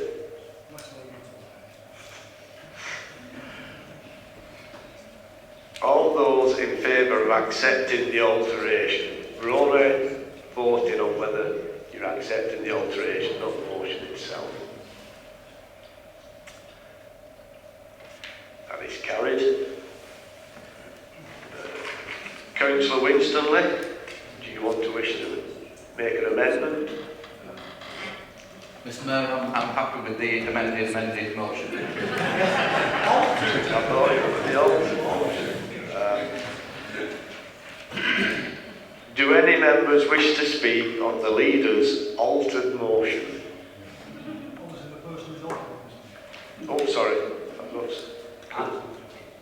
It was for the original, so I'm not sure I turned it off. Councillor Mulvey. Thank you, Mr. Mayor. I'm introducing the motion. Yeah, introducing it. Sorry. It surprised, I think, a lot of people what was actually decided to do over the free television licensing. And I don't really notice it was in the same week as the BBC and the government had lauded praise on the people who actually did the D-Day landings. And there was a day-long programme on BBC. The Prime Minister was there, and there was a lot of conversation on it. And that same week, they withdrew the free television licence for that generation. All the people who were patting on the back, we suddenly said, well done, but we're taking away your free television licence. And I should imagine it was somewhat slightly embarrassing to some of my colleagues on the opposition benches that it was actually in the party's manifesto to retain the free licences for the over 75s, as it was with all major parties. And I think what worries me even more is when I start to look at the figures. the number of people it will affect in this borough. So over 17,000 people in this borough will be affected by the withdrawal of the free television licence for the over 65s.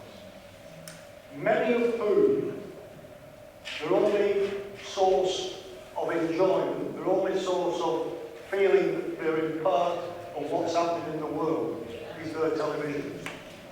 I think the vast majority of old people who live on their own, one of the saving graces are that they've got a television and they get a free licence so they can enjoy it. Our letter may not make the slightest bit of difference, but I'm assured there'll be numbers of letters going in from councils and individuals all over the country requesting that the BBC and the government revisit this.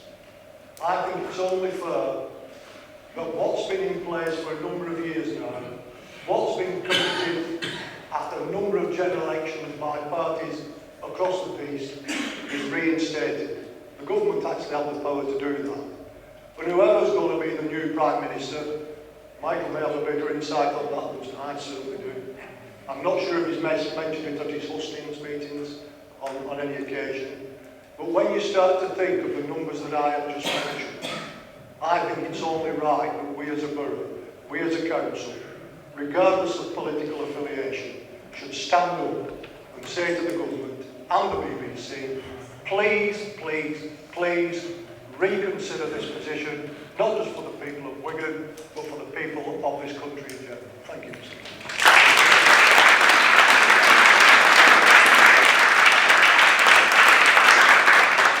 Councillor Winstanley. Thank you, Mr. Mayor. Yes, you won't get any disagreement from this side of the chamber regarding that.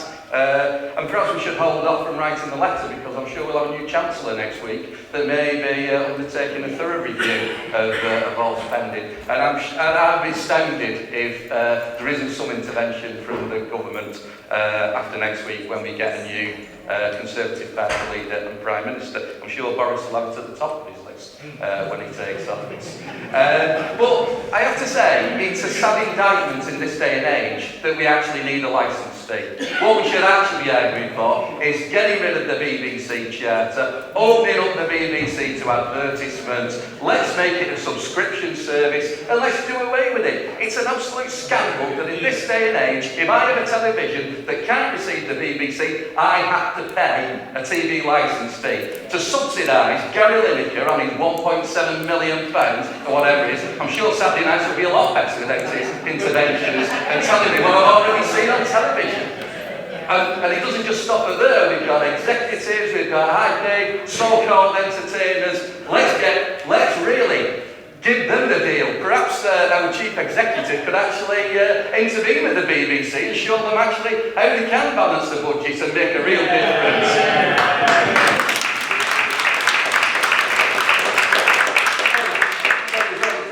Writing a letter, Alison, you've got to do something else as well. But we will be supporting this motion because we do think that it's the right thing to do. What I would say though, this demonstrates what happens when you have a Labour government that is spend. This was Gordon Brown's little wings. The man that gave Brenda Shreddy's night up. The man that sold the gold at rock bottom prices. And of course, once you start giving things away, it's very difficult because, as Liam Byrne said, there was no money left. And so we've had to rebalance the economy, and therefore, unfortunately, that was one of the things the Chancellor decided that he wanted to relook at. However, I'll be urging the new leader and Prime Minister to revisit this to ensure that this policy continues. Thank you, Mr. Mayor.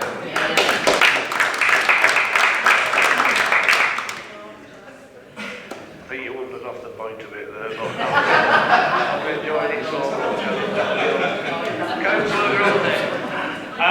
Thank you, Mr. Mayor. And I do have, I don't think it's a formal declaration of interest that I need to, but I know that don't worry, I'm not taking over from Andrew Neil, it's not that. Basically, you mentioned the 17,000 people in the borough who were affected. My 78-year-old father is one of them. He's undergoing treatment for cancer at the minute, and may I say that the health service in the borough has been excellent on that. He's still working at 78 years of age. And he's a farmer, just in case those of you who didn't know. I think it's absolutely outrageous that the BBC turned around to the government a little while ago and said, go on, let us put up the licence fee. If you do that, we'll keep the free TV licences for 75-year-olds and above. And then they put the TV licence up, and then, when they thought they could get away with it, oh, sorry, yeah, you know we said we were going to do that, but we're not. We're just going to take them away. I think that's absolutely outrageous. I think it's despicable. I think they should have spent less time amending their terms of service for social media personalities that they employ, like Gary Lineker, to allow him to criticise Brexit, and more time working out how he needs a free TV licence for the pensioners of this country. And not only do I agree with every word that we put into this motion, and also due credit to you for accepting the amendment, because I'm delighted this has full cross-party support. But we should legislate, so never again can the BBC do something like this, to agree to a raise in the licence fee on a promise of keeping the free TV licences for elderly people, and then to renege on that promise. It's absolutely despicable, and they must never be able to get away with it again. Thank you very much, Mr. Mayor. Councillor Jones. Thank you, Mr. I'm not quite sure I followed on all that. Councillor Winsley, you nearly did it. You nearly thanked him just before Gordon Brown and his gold reserve. Leader, I've been here just over 3 years. I didn't think I'd ever say it, and I hope I never have to say it again. But I agree 100% with every word you said. The Makefield Independents support it 100%. Do agree with Councillor Winsley. I think the BBC, the old thing should be scrapped, but we're fighting this issue today. You was right. To do that on that very week with D-Day was not purposely done.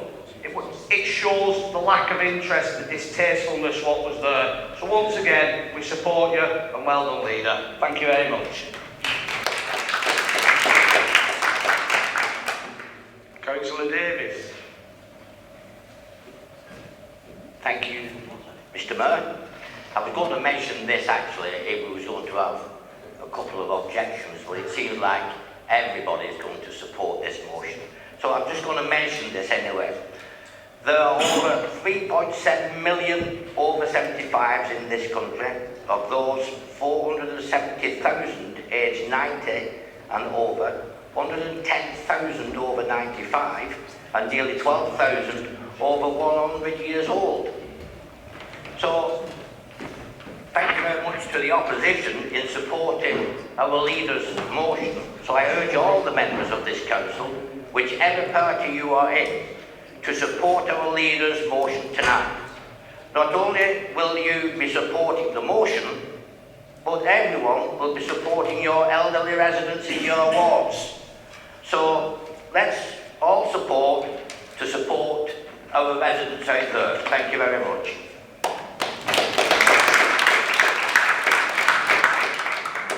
Councillor Parkinson. I just want to have my backing as Wigan's older person's champion to the motion. It has my full support, and I've already had queries about this in surgery, in my surgery in Standish. Standish has an older population in the borough, and I just want to thank the opposition for backing it as well. And yeah, you have my full support.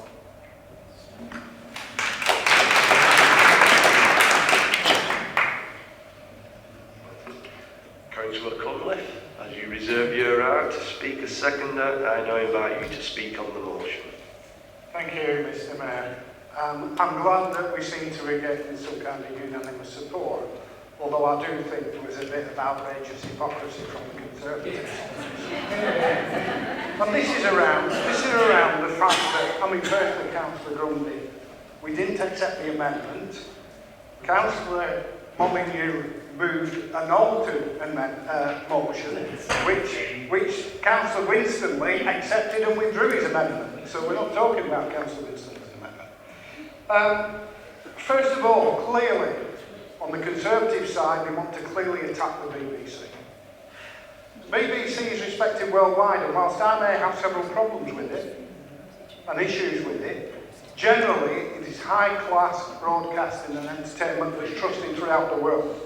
And as for moving it into a situation where it's advertising and everything, I would not like to see BBC turn into Fox News and the type of broadcasting that organisation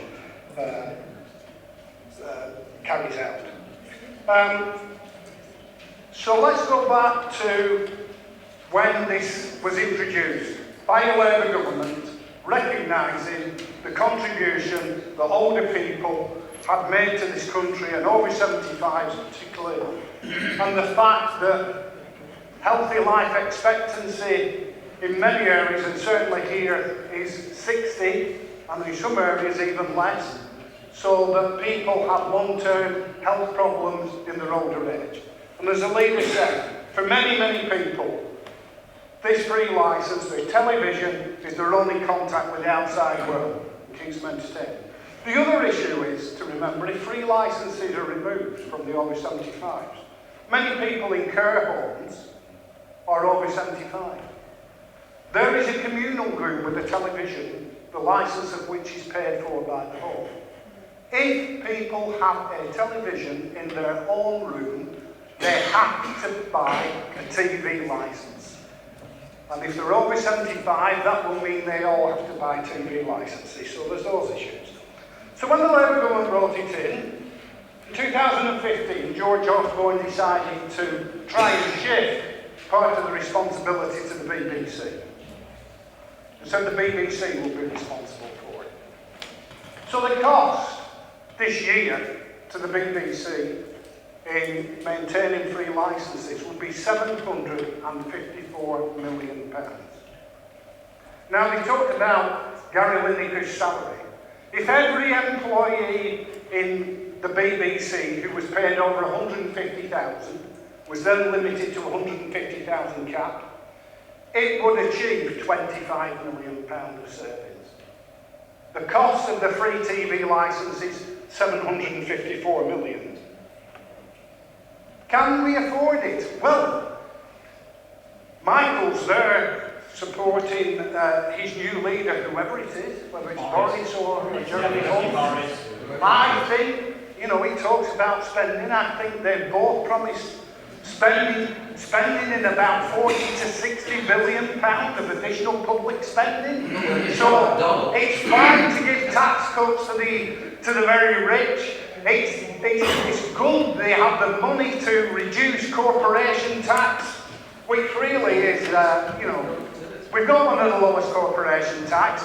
There's a number of companies that don't pay it at all, Amazon, Google and all that. And so, in fact, it will impact, if you reduce corporation tax to 12%, it will impact on Amazon and Google, because they'll not be saving as much money, will they, as they were when it was 20%.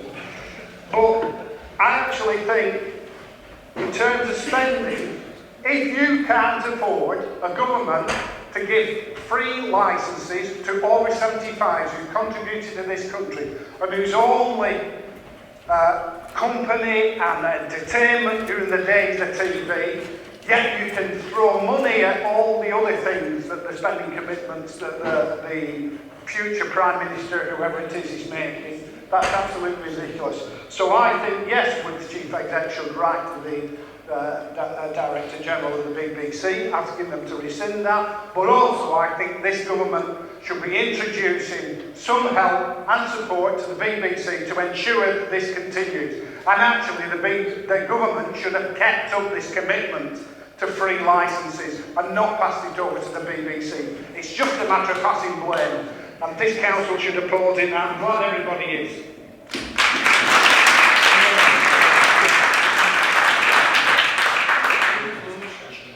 Leader, and I invite you to sum up on the motion. Thank you, Mr. Mayor. First of all, thank you everybody who contributed to that motion debate, because it was important that we did that. Because this affects everyone. Regardless of the status of the ward, it affects every ward, it affects all the poor people in that ward. Michael's probably got a little bit more faith in the future Prime Minister with blonde hair than I have.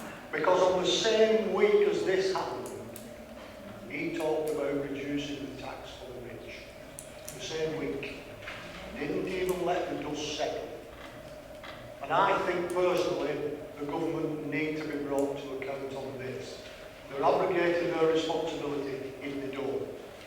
And each and every one of those Tory MPs sat in the House of Commons, Tory councillors sat in this chamber, and members of the Tory party went out in 2017, and part of the manifesto was to retain the free television licence for the over 75s. So I think it's critically important that we put the pressure on the government as well as the BBC.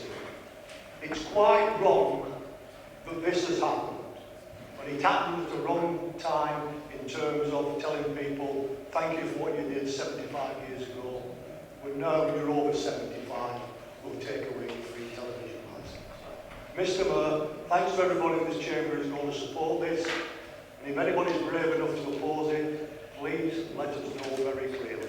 Thank you, Mr Mayor.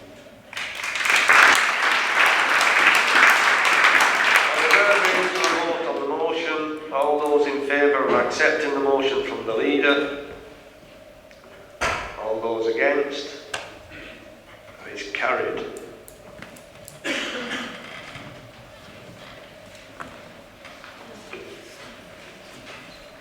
The motion has been submitted by Councillor Raymond, which is set out on page 152 of the agenda. Councillor Raymond. Thank you, Mr Mayor, for allowing me to speak. I'm very pleased to be presenting this motion as it is a vital issue that affects every ward, every town, every community and every household, not only in Wigan, but in many other cities and regions in the UK. Mr Mayor, Sigoma is a special interest group of 47 local authorities, including Wigan, who have been hit disproportionately hard by local government funding cuts since 2010. Indeed, according to the Institute of Fiscal Studies, Wigan Council has been the third worst affected by the cuts. I'm sure all of us in this chamber believe that local government has the power to change people's lives. Life of an older person, from losing independence to an independent and dignified life, with good public health and social services. The life of a young man who might be at the crossroads between violence and crime to a productive and fulfilling life with good education and good youth services. Local authorities can facilitate enterprise and businesses. They can help to create successful, vibrant and resilient communities, libraries, parks, clean air, shared spaces and equal opportunities. But sadly, the funding from the present government has reduced local authorities to become the provider of the last resort, and in some cases, not even that. Many of the councils are unable to provide the statutory services that they are there to provide. It is threatening for local communities, it is dangerous for democracy, and it is intimidating for the people. Mr Mayor, it is sobering to recall that between 2010 and 2017, homelessness nationally rose by just under 40%. The number of looked after children by just under 11%, and the number of people aged over 65 requiring care by 14.3%, while Wigan Council support from the government was cut by a staggering 40%. And to top that all up, abysmal impacts of universal credit and the bedroom tax, which has had adverse impacts on our housing revenue budget through bad debt. Mr Mayor, cuts to Sigoma local authority budgets are excessive and discriminatory. Child poverty rates in these areas are 32% higher than others, and residents spend 18 years longer in ill health than the national average. Areas like Wigan were used as a scapegoat in favour of the rich shires and affluent parts of the country. Government cuts have impacted in the poorest places on the poorest people. People least able to both cope and protest against them. To make matters worse, the new fair or rather unfair funding formula is being driven by political dogmas rather than needs. Mr Mayor, the government is in the process of concluding the fair funding review, which is due to be implemented in 2020. Initial proposals will weaken the influence of deprivation, and give much greater recognition to rural areas which are largely Conservative-controlled councils. This situation is the culmination of well over a decade of year-on-year cuts, where think tanks, eminent charities, unions, and even the Tory-led Local Government Association and the National Audit Office all agree that the current situation is unsustainable. We only have to look at Northamptonshire, Norfolk, and Somerset to get the flavour. Algier predicts an overall shortfall of 8 billion by 2025 in adult social care, a shortfall of 3.6 billion, children's services, 3.1 billion. My colleagues, we are talking about being at the bone and in some cases going into the bone. I commend Wigan Council, its brave political leadership, hard-working and committed staff, our community groups, our local charities and partners for keeping a brilliant show on the road that is recognised not only locally but nationally and internationally. But we could only go so far. So far with efficiency savings, innovation, doing more with less, streamlining services and taking out duplication. There comes a point when there is nowhere for the councils to go but to cut the services that are relied heavily upon by our very desperate. Mr. Mayor, this is the time to stop the short-term sticking plasters. And I would conclude by asking the members to join 47 Sigoma members in a call for a sustainable overall funding to be provided to help all councils plug the 8 billion predicted funding gap. Deprivation should be included within the foundation formula with at least the same rating or its equivalent in the existing one. Rural sparsity and urban density should only influence service-specific funding where there is a robust, independent evidence that they drive cost for those services. And finally, Mr. Mayor, we need the government to publish the exact evidence underpinning its key proposals in the new funding regime. Thank you.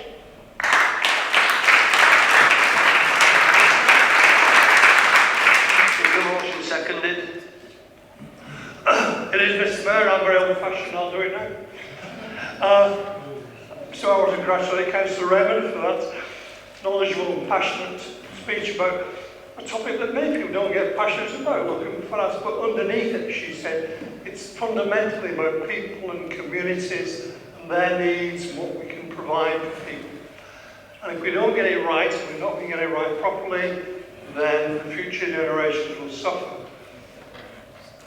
Now, she mentioned that this new system is meant to come in 2020. If you want to know, that's 258 days, 4 hours and a little bit. And we don't know what it is. So Paul McKenna, Tony Clark, his teams, it would need time to plan and implement any new system. So we can't leave it until March next year and say, well, here it is, it's going to be like this. It needs to be in by probably within the next 100 days. Now, the incoming Prime Minister, whoever he is, has got a number of things on his desk, I think, probably, which he'll regard as priority. And I suspect, having listened, no, I didn't listen to many, I must say, they had a bad effect. But the hustings they ran, I don't think local government finance was high on their agenda. The plight of people, the plight of children in communities was not really something they got in discussion. But we really need to get on with it now. Because if we don't, it will be an absolute fundamental mess.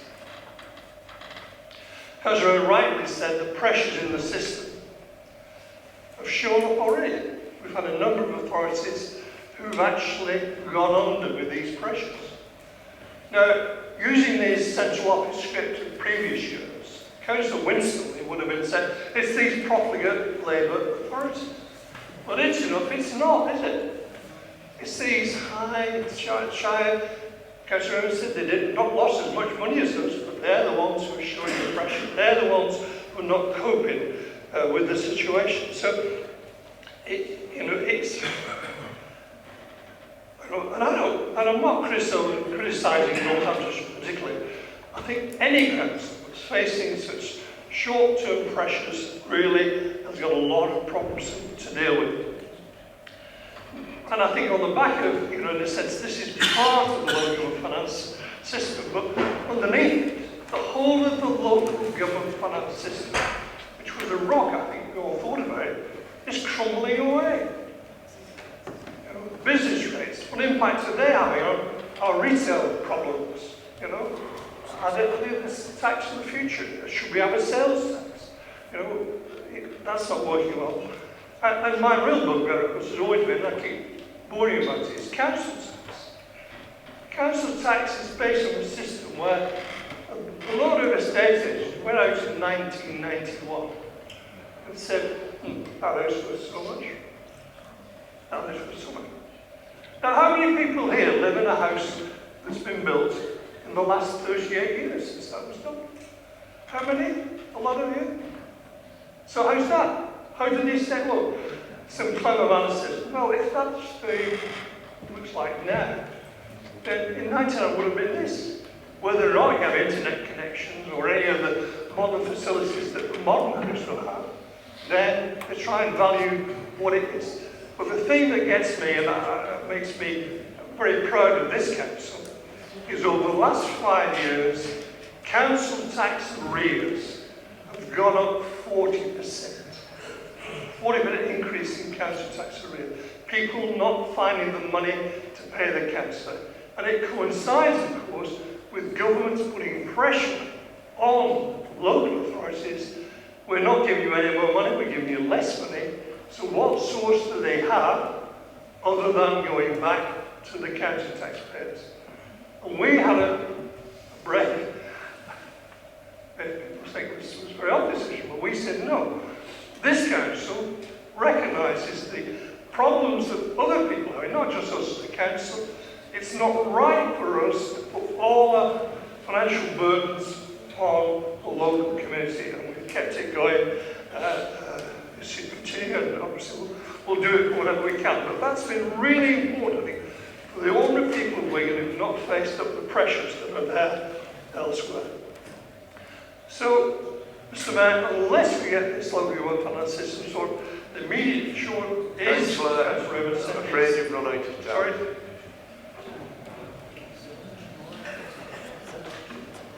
Do any members wish to speak on the motion? Councillor Jones. Just to pick up, Mr. Mayor, one of the big reasons for council tax arrears is this council sends private company bailiffs who double the charges. Thank you, Mr. Mayor.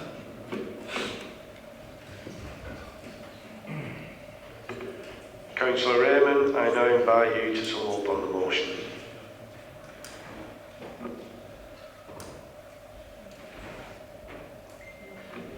We now move to the vote on the motion. All those in favour of accepting the motion from Councillor Raymond? Please show. All those against? That motion is carried.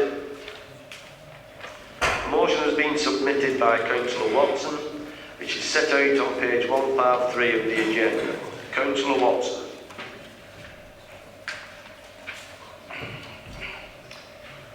Thank you, Mr. Mayor. I would like the Chamber to discuss antisocial behaviour, not just in Atherton, but throughout the wider borough. In a recent 2019 report by the Victims Commissioner for England and Wales, Antisocial Behaviour, Living the Nightmare, Baroness Newlove concludes that the victims of antisocial behaviour are being let down by the police, local councils and housing providers, with many victims having to suffer in silence. Additionally, antisocial behaviour is often downplayed as petty, low-level crime. Yet those who suffer from antisocial behaviour is an ordeal that causes misery, disrupts sleep, creates anxiety, as well as work and relationship issues, ultimately leaving the victims feeling unsafe, afraid in their own homes. Police, local authorities and community agencies such as housing landlords have a responsibility to tackle antisocial behaviour by working together to help the victims. Yet reports found that the victims have been passed from one service to another, leaving them feeling as if no one is listening and in complete despair.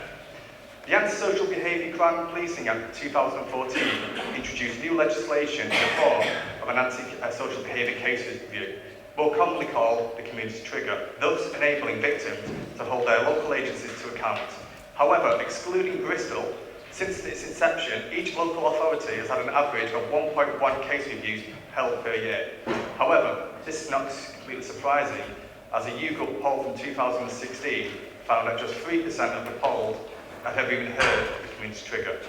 I understand this is a national report, and that Wigan Council do have a link to the community trigger process on their webpage, but from my experience in speaking to the residents in the Everton ward, Baroness Newell's findings are extremely pertinent.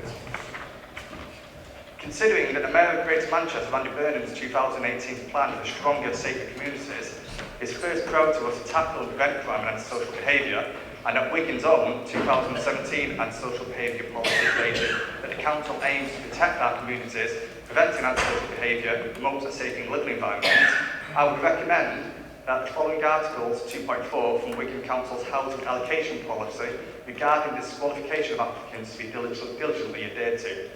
Particularly the following two articles. Article 2.4.1, applicants or members of a household who have a history of antisocial behaviour and or criminal activity.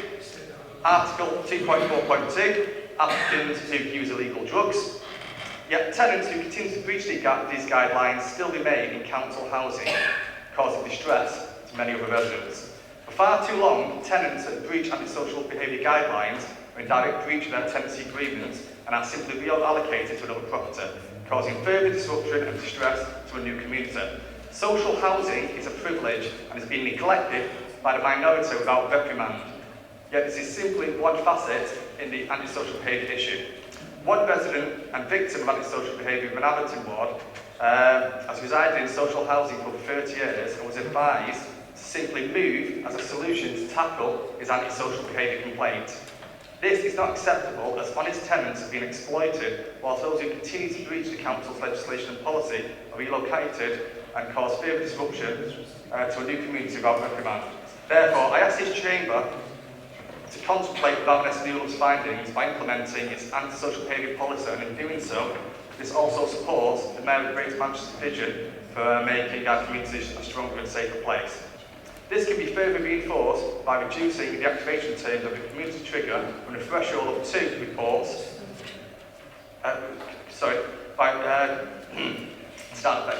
This can be further reinforced by reducing the activation terms of the community trigger from a threshold of 3 reports within a 6-month period to 2. Thank you, Mr. Mayor.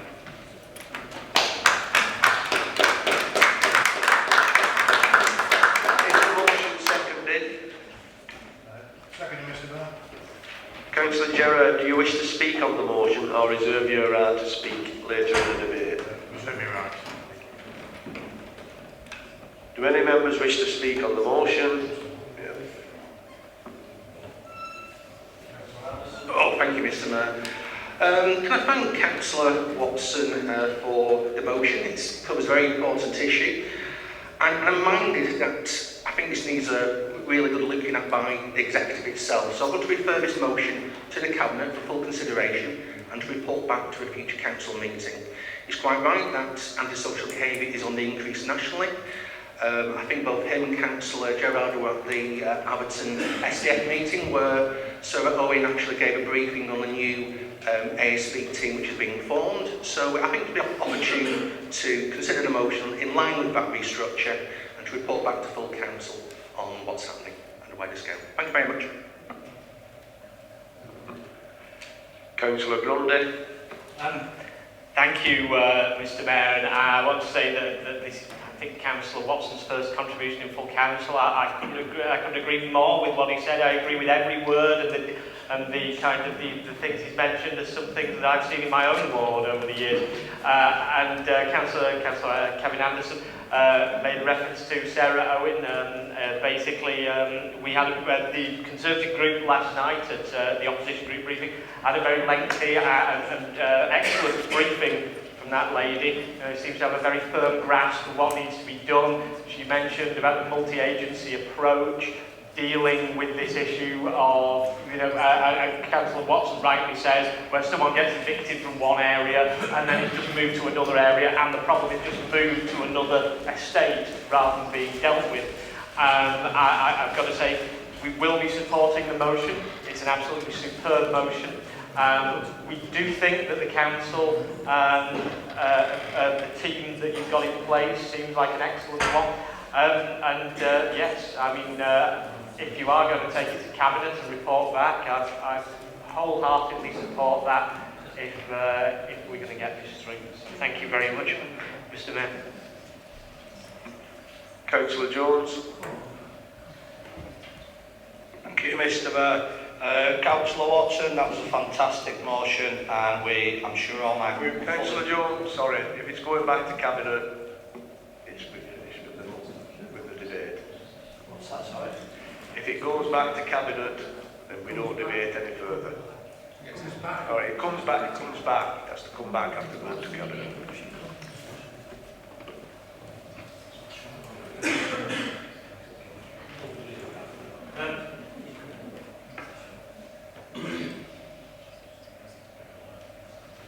Can I ask if you agree that it goes back to Cabinet? Then comes back.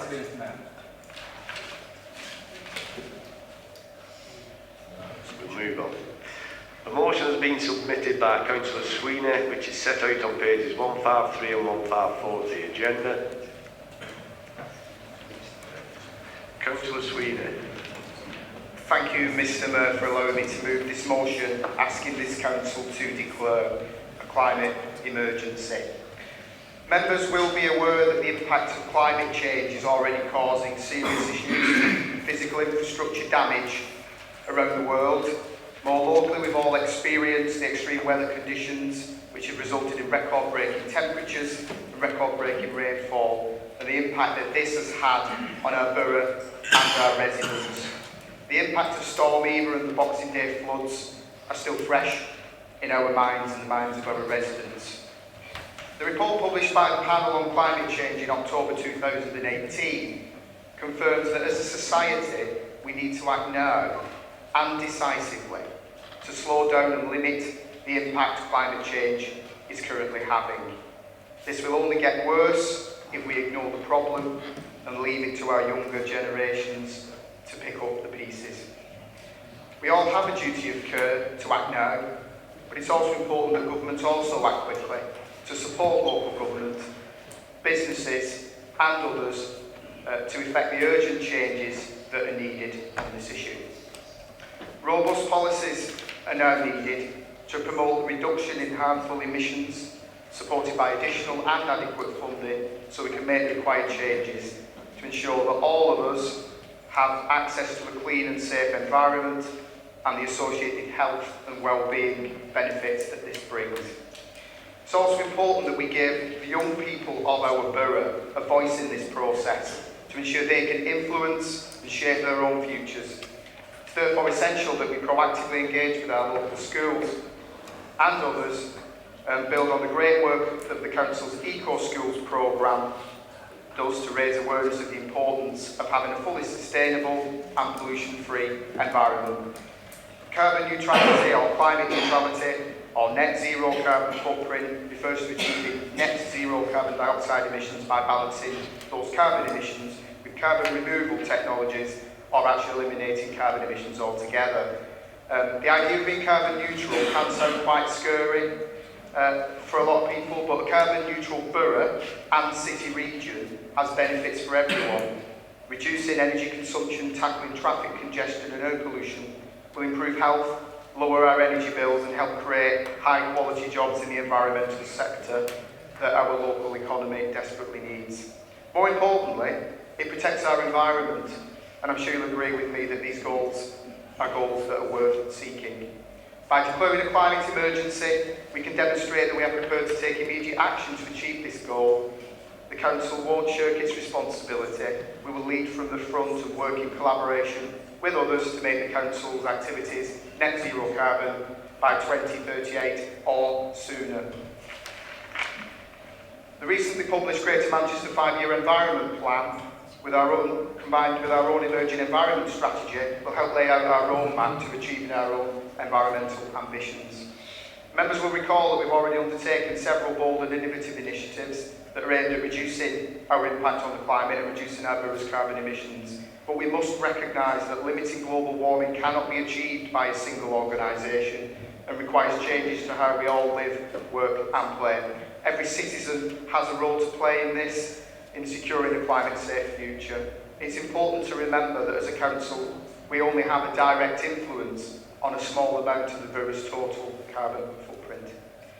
During the council's recent Deal 2030 listening event, when over 6,000 residents told us their views and aspirations on the future of our borough, the state of the borough's environment was one of the major issues raised, particularly by our younger residents. It led to one of our Deal 2030 themes being an environment to be proud of. As a borough and as a council, we have made considerable progress in improving our environmental performance, and the motion seconded by my colleague Councillor Marshall will outline some of these shortly. However, we still face major challenges and have much more work to do. I therefore commit to reporting back to this council within 6 months to outline our plan, setting out the required work to deliver our goal of being net zero carbon by 2038 or sooner. I'd also welcome the involvement of the cross-party scrutiny system and all members of the council in helping to shape and oversee this vital piece of work. The motion commits this council to carrying out a number of actions that will help us to achieve our goals. We will work with our neighbours in GM and other key stakeholders to reach that target and to support other agencies that can help make the entire Greater Manchester region zero carbon within that same timescale. We will undertake to improve our air quality, ensure we meet the World Health Organisation guidelines on air quality, and supporting the UK Government in meeting and maintaining all thresholds for key air pollutants at the earliest opportunity. We'll promote our move to a circular economy and recycle 65% or more of our municipal waste by 2035 and work to reduce the amount of waste we produce in the first place.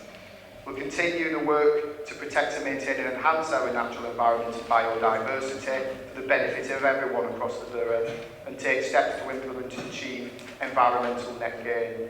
And we'll also continue to prepare for and mitigate where we can the impacts of climate change that is already happening by adapting to the future changes from any increase in climate shocks and stresses. Ensuring that the council and its partners take steps to proactively include young people in the process, that we will make sure that they have a voice in shaping their own futures.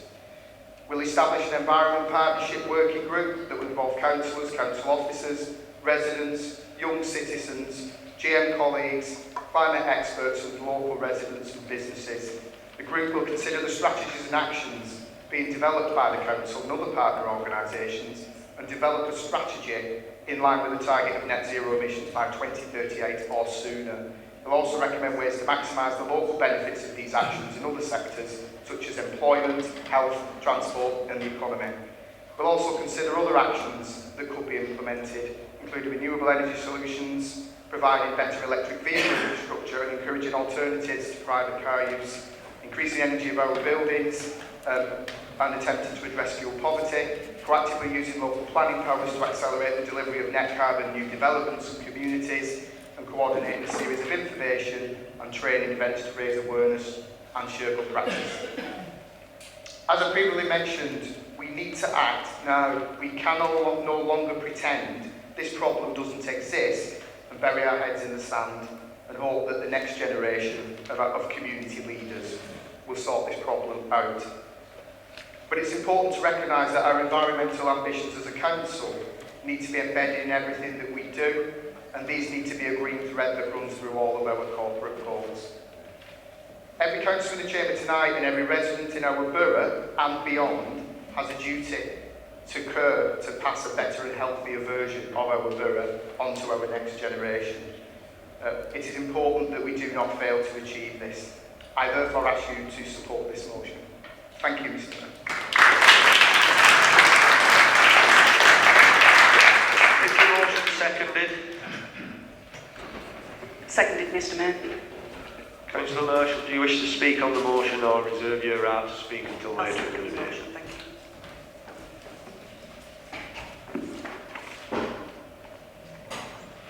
Thank you, Mr. Mayor, for allowing me to second this motion. As Councillor Sweeney has outlined, during the Deal 2030 listening event, our residents told us the environment was a significant concern. Key issues raised included their aspirations for a litter-free borough by 2030, reduction in air pollution, a reduction in the use of single-use plastics, and greener travel options include a better access to walking and cycling routes. It should also be noted that the Council has already made significant progress in reducing its annual CO2 emissions and has initiated further schemes to reduce our carbon emissions throughout the borough, including, as a council landlord with over 22,000 homes, Wigan Council has invested in improving the fabric and installation of our housing stock. Installed over 18,000 energy efficient gas condensing boilers, and as a result, our homes have increased their standard assessment procedure energy rating to 71 out of 100. 1,425 homes received the benefit of solar PVs. Tenants benefit from free electricity during daylight hours, and the council receives an annual feed-in tariff. Our residents are now recycling more, recycling right, more than ever. The borough's recycling performance has increased from 42% to 53%, ensuring less and less waste is going into landfill. Only last week it was announced that Wigan Council is the top plastic recycler in the country, with over 9,000 tonnes of plastic captured through our brown waste stream and then recycled back into milk bottles, food cartons, etc. We are also currently recycling record tonnages of green waste, which is now being processed as compost and being reused by the agricultural industry. I'd like to take this opportunity to thank all our residents who have helped make this happen by supporting the deal by recycling more, recycling right, which has helped us as a council to keep our council tax as low as possible. We're currently developing a strategy to green our transport fleet, including a move, where practical, to electric-powered vehicles. I can also confirm that we have recently purchased 13 new refuse wagons, together with 5 integrated transport buses, which will become operational in February 2020. These vehicles are fully Euro 6 compliant, in line with the requirements of the proposed GM Air Quality Plan. We've already replaced our 36,900 streetlights across the borough with new LED derivatives, reducing CO2 emissions by over 3,400 tonnes per year and saving the council over £1 million on its annual energy bill. We also have ambitious plans to make our major operational depot at Makerfield net carbon neutral by early 2021. This will be achieved by installing solar panels, water harvesting, and moving all lighting to energy efficient LED. We are also evaluating the possibility of using wind power to generate additional green energy. We hope that our depot can become an example of good environmental practice for our local businesses to follow. We also commit to continue and build on our ethical approach to procurement, ensuring that the council supply chain does everything it can to reduce their own carbon footprint and add further social value to our local economy. I'd also like to add that we have a duty of care to protect and enhance our natural environment and its rich biodiversity, and in order to support this, we will be looking to work with partners to establish an ambitious tree planting programme across the borough. We will also be looking at our grass cutting schedules to see how we can better manage our grassed areas to support our natural pollinators, particularly our bees, which are in serious decline. We will also be looking to expand on our current coverage of wildflower meadows across the borough, again to support our bee population. Thank you, Mr. Mayor.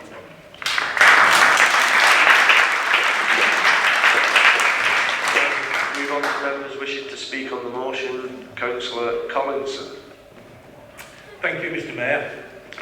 This is the second time I've spoken in the chamber since I was elected to council. I'd like to say that I will be supporting this motion 100% and very enthusiastic about it. I would just like to ask a simple question, and it relates to the various local tips that have been closed over the last 4 or 5 years. The one in Orrell springs to mind, the one in Frog Lane springs to mind. And the reason for bringing that up is that anybody living in those areas has got to, if if you've got excess rubbish, you need to jump into the cars and drive them over to Makerfield to Inns to get rid of the extra rubbish.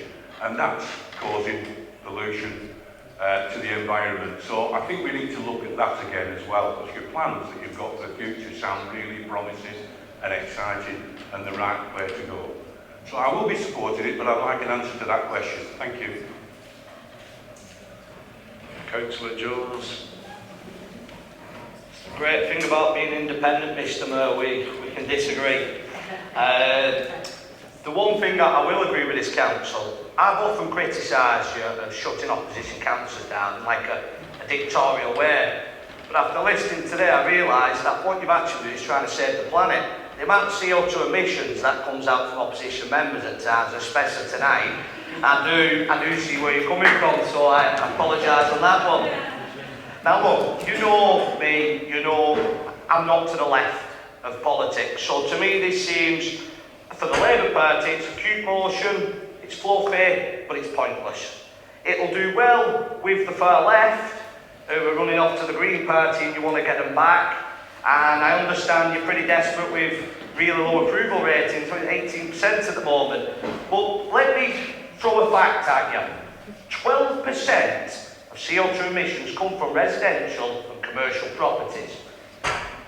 So would it be a good idea, let's just imagine, that at the very same time as we're saying we're going to be emissions neutral, I think it is, excuse me if I'm wrong on that we then go and propose to build 25,000 more houses, a bunch of new industrial units, cutting trees down while we do it, which are one of the only things that actually absorb CO2 emissions.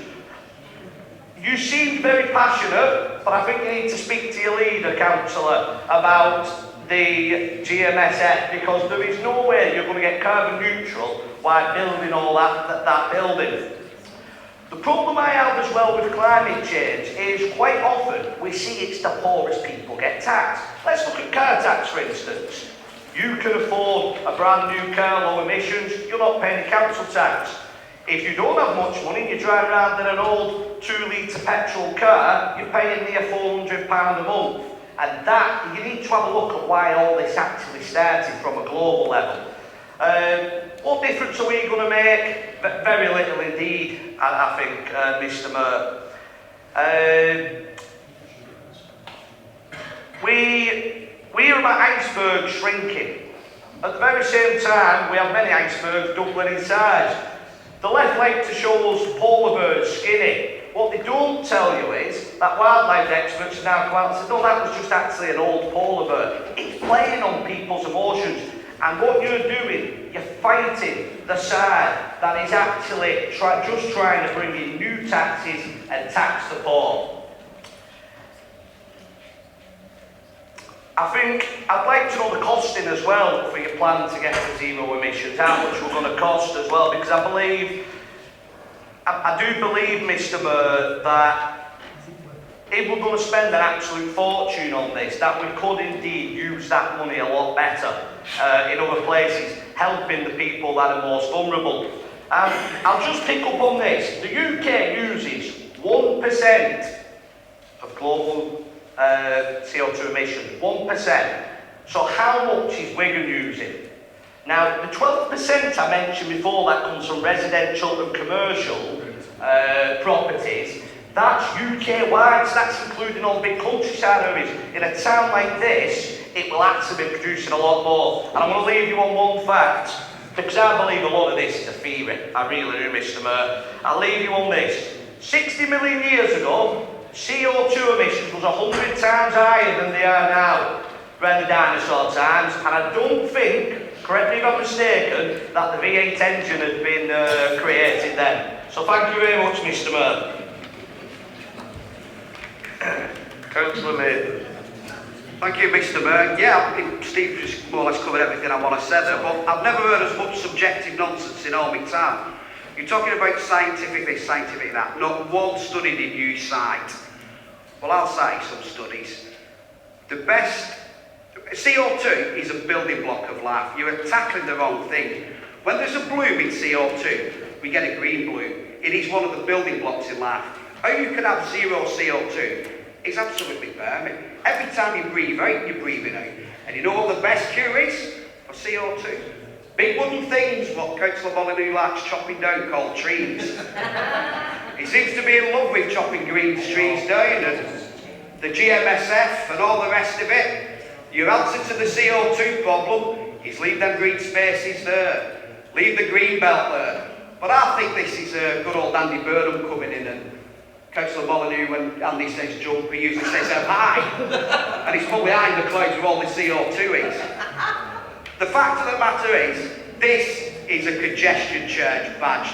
That's where this is going, and it's so obvious. And what a load of nonsense I've just heard there. It's like something out of the Communist Manifesto. Thank you, Mr. Mayor. Councillor Parkinson. Thank you, Mr. Mayor, and I would like to thank Councillor Sweeney for bringing the motion, because if he hadn't, I would have. 104 councils at last count, and it's probably actually more than that, have declared climate emergency. The latest last week was St Helens, one of our neighbours. I think we could probably look at incorporating it within the deal. I ran a survey in Standish with residents, and 86% were bothered about CO2 emissions. So Standish is working with head teachers, I'm working with head teachers to create idle-free zones outside all 4 of our schools.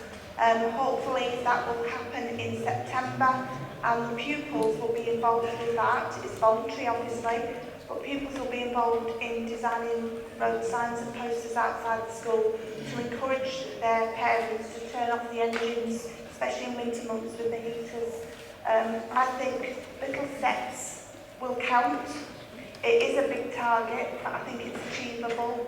So I would ask and encourage everyone to back the motion. Thank you, Mr. Mayor.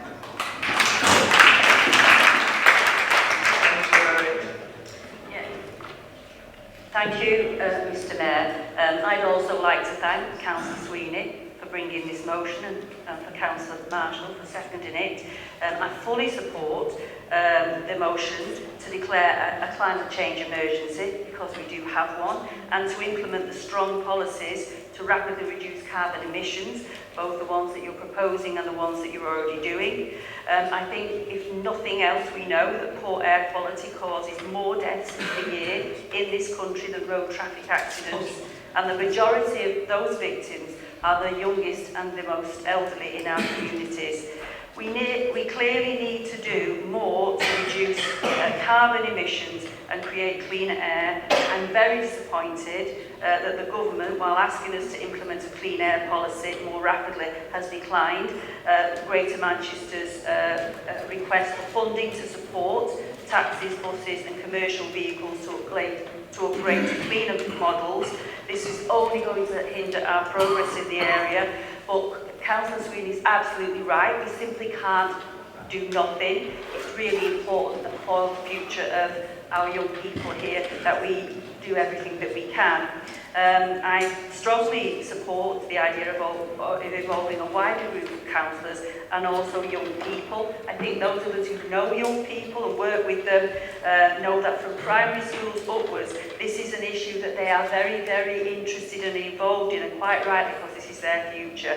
So I think that they would be very happy to be involved in discussions and actions on climate change. It's very, very high on their list of concerns. So thank you very much for bringing this.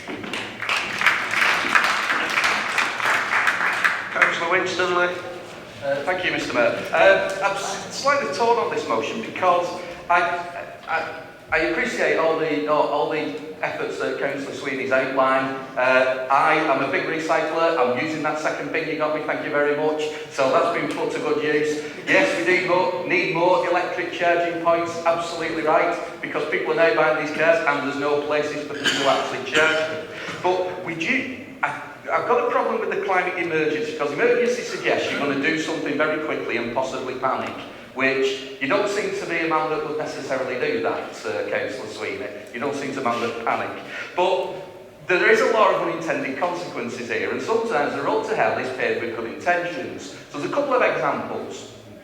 So, when the Labour government signed us up to Kyoto and to reduce carbon, One of the things he said, diesel cars, absolutely fantastic. The production of diesel cars went off the scale. All car manufacturers started putting all their efforts into research, making cleaner engines, all the rest of it. We've now got a problem with quality.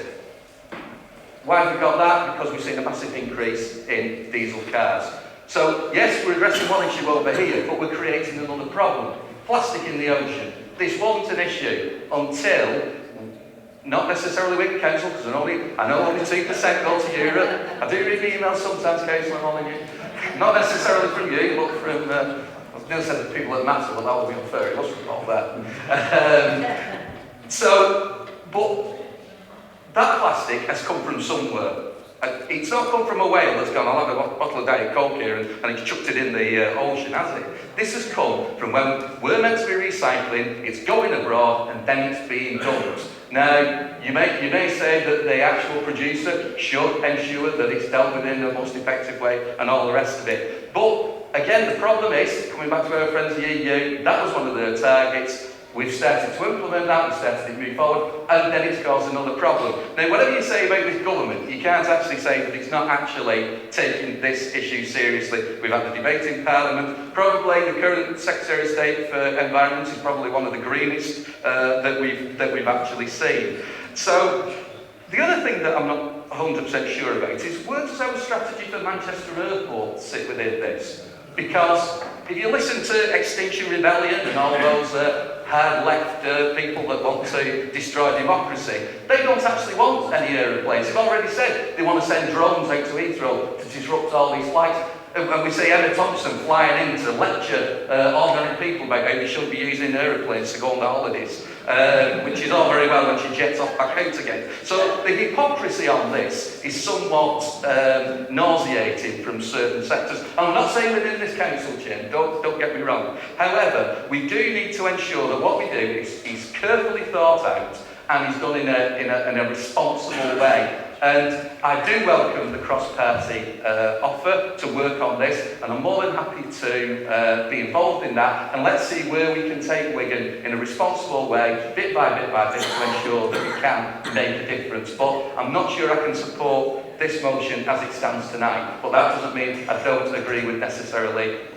what it's trying to achieve. Thank you, Mr. Mayor. Councillor Gerard. Thank you, Mr. Mann. Yeah, I support cleaner living, but I'd just like to know where the council stands on all the committees joining together. Because we have the planning committee allowing houses to be built on greenbelt land. We've got recycling rates going down, but fly tipping going up.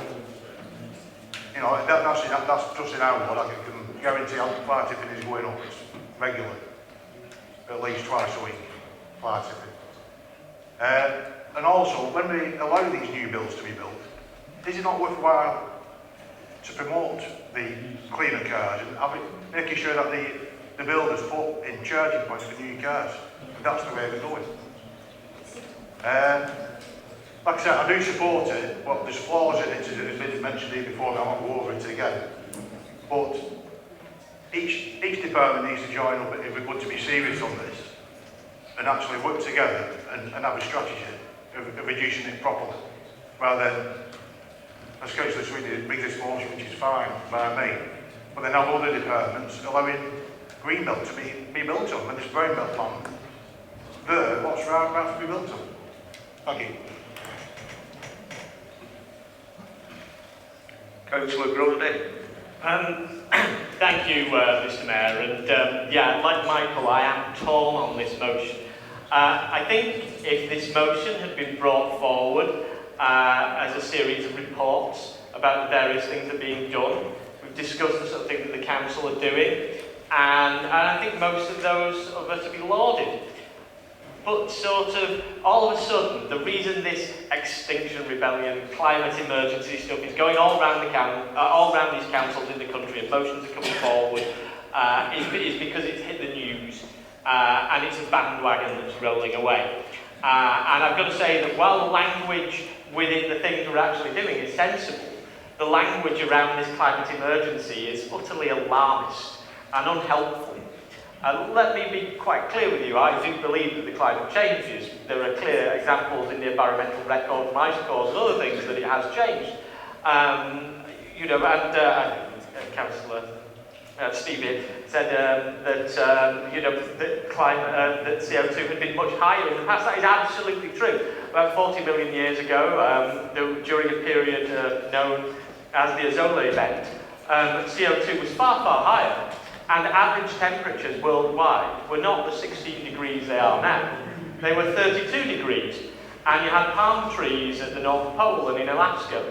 And the world wasn't a wasteland. Obviously, that would be very considerable. But when we hear news reports, as we have done in the past, and I've heard them over the last few years, and going back before that, oh, it's the last generation that'll ever see snow, and then the following winter it snows, all of a sudden it becomes very hard to believe, get people to believe that these issues are real. And it's the people who are sort of grifting on this, trying to sell books about how the world will become a wasteland, all the rest of it, using pseudoscience, that is harming the real climate science about what is actually happening. And I am disappointed that so much has been done with this kind of careless language on it. Like I say, many of the individual environmental proposals within this motion are superb, and I wholeheartedly endorse them.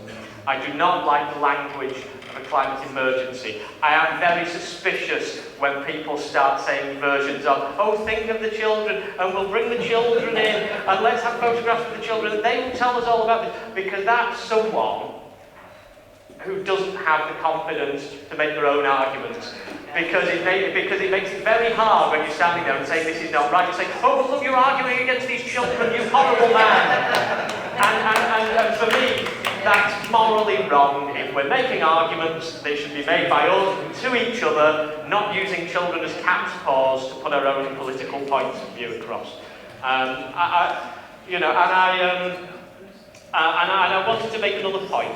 I have been incredibly, I mean, poor Paul Barton's ears have nearly fallen off over the past few years. We've been campaigning so much on air quality, but it's not CO2 that's the problem, it's NO2 and particulates that is the problem. I mean, Kath Woolton knows full well that at Lane Head the air quality is double the European legal limit.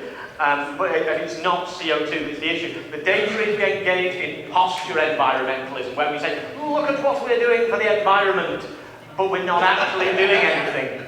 It's important we actually tackle the real, clear issues. And I think the point has been made by other members of the opposition.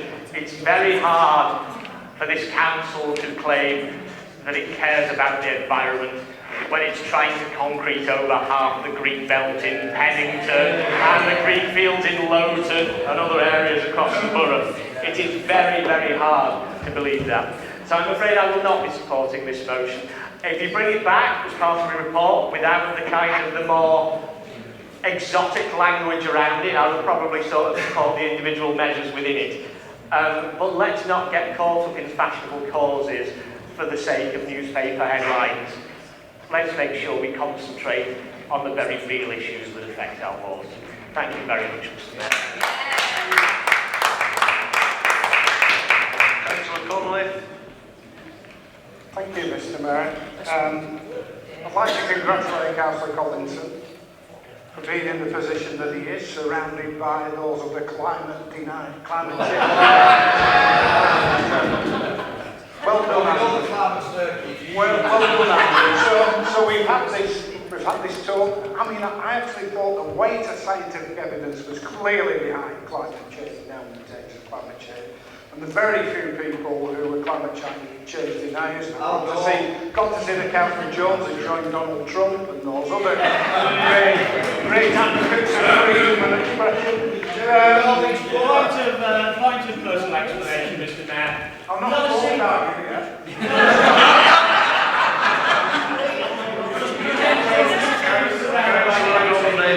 I would point out that not a single person during any of the speeches the opposition gave denied climate change. I fact it was happening. So cease your dishonesty. I think you finally did, and certainly that's the way I interpreted it anyway.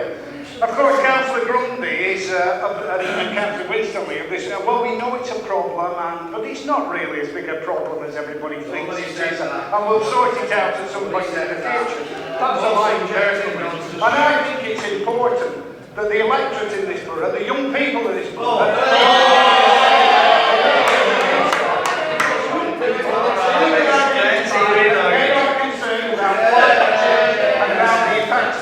on the community. And so I think what Councillor Sweeney is suggesting is the appropriate way to move forward to address some of the problems and not take notice of these deniers and procrastinators and we'll think about it and perhaps we'll do something different in the fullness of time. So I would encourage everybody to support Councillor Sweeney's motion.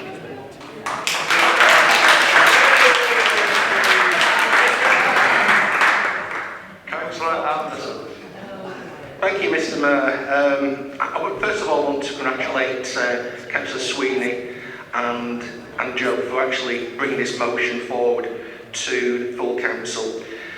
I'm really shocked to hear some climate change, it sounds like climate change deniers in Independents and Tories across the chamber.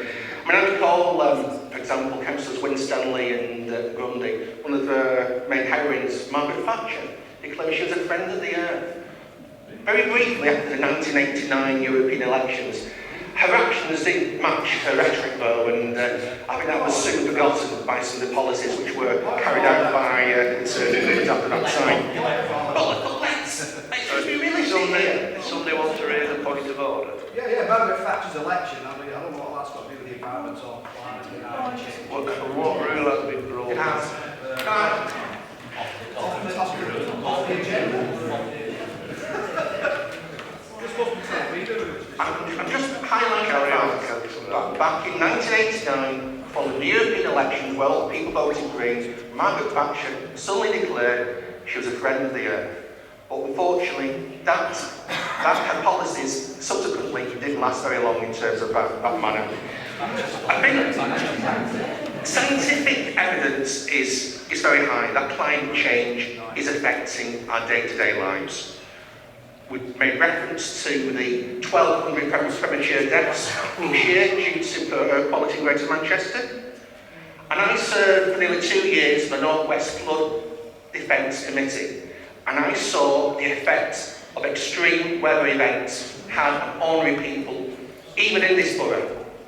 So to try and ridicule or make small talk of events that affect ordinary people and can devastate lives, I think it's very poor from some members of the opposition, and they should be ashamed of themselves. Subjective, all of it, subjective. Not subjective at all. It's absolutely Allowing to speak.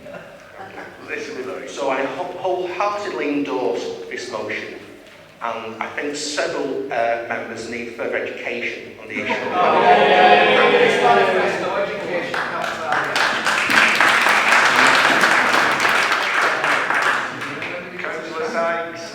Thank you, Mr. Mayor. I'm here to provide education, hopefully, as I'm a science teacher, and there seems to be a bit of a lack of clarity on science this evening. So, without trying to score any cheap political points here, just to clarify the science, I think it's important, because I think there's some young people, hopefully my students, know a bit more about this than some people in this chamber, hopefully. So let's clarify a few things. Nitrous oxide alongside sulfur dioxide is a problem. It's not, it's mainly to do with acid rain. So they get released so when you say that nitrous oxide is a main problem, it is, but it's a separate one. It causes acid rain, it reacts with the clouds and causes nitric acid, or in sulfur dioxide, sulfuric acid, which falls to earth. You're quite right with diesel cars and particulates, that's another separate one. But to try and degrade the effect of carbon dioxide and say that's not important as a greenhouse gas is completely wrong. Councillor Georgie said that there were no V8 engines when the dinosaurs were around. You're quite right, because those V8 engines, the V8 engines run on fossil fuels. The carbon dioxide levels were much higher in that period, and the reason why carbon dioxide are going up now is because the trees that grew then fell, didn't decompose, were covered by sediment and didn't rot.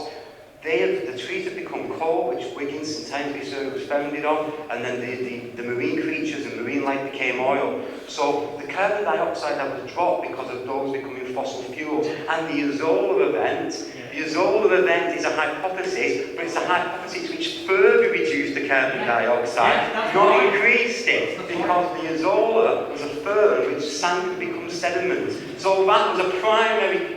If it's true, and the evidence that is because of carbon dioxide, but the Azola event lowered the carbon dioxide even further. So, within the last 200 years, the Industrial Revolution kicked off here in the Northwest.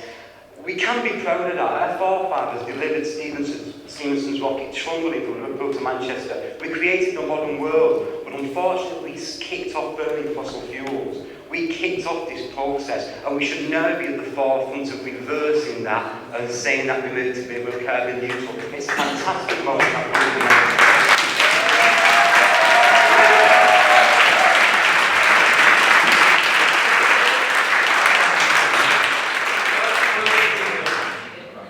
Thank you, Mr. Mayor. A short while ago, we had a situation in Standish where a developer wanted to build 86 homes, maybe a few more, but it's not far off the mark. And it eventually, we had to have an independent inspector to act on behalf of the government and the developer. Now then, I stood up at that public hearing and I said that Rectory Lane was one of the busiest roads in not just in Standish, probably in Wigan, and that the traffic that is passing that, emitting all these fumes, CO2, call it what, NO2, whatever it is, and I said something needs to be done about it. The inspector ignored it, the developer ignored it, and this council ignored it. Nothing has been done. But yet, you carry on building houses around it. It's this council who is passing all the houses, not just in Standish, all over the borough. They're passing houses willy-nilly, and nothing's being done. And as they said, it's being concreted over. And once it's concreted over, you get 2 cars to every house. And these cars are adding to all the problems. One of the things I said at that public hearing was, this is to counteract Councillor Cunliffe's thinking. Think of the children. And that's exactly what he said. And that's what I said. And what did this council do? Sod off. Thank you, Mr.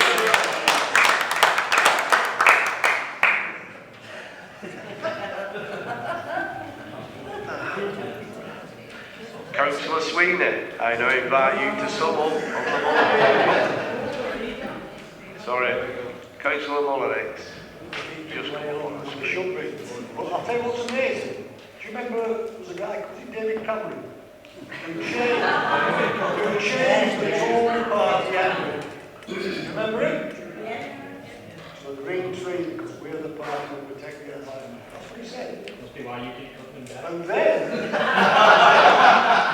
And then you've got Michael Gove, who's going to listen to climate change campaigners in Sweden, said we have a lot to learn, and we should be implementing these policies here in the UK.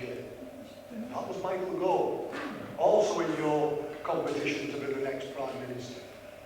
Tonight, Mr. Mayor, I feel like I've been to a meeting of the Flat Earth Society.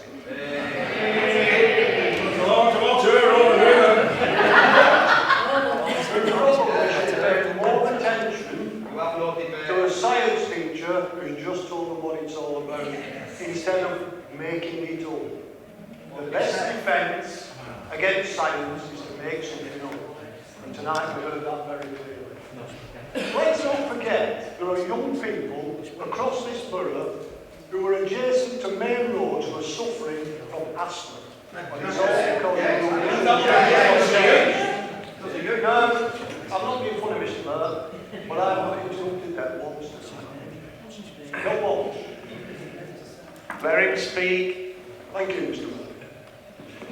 But at the same time, we shouldn't deny, despite what Councillor Grundy said, we shouldn't deny those young people the chance to grow up in a country that has clean air to breathe and life expectancy to go with it.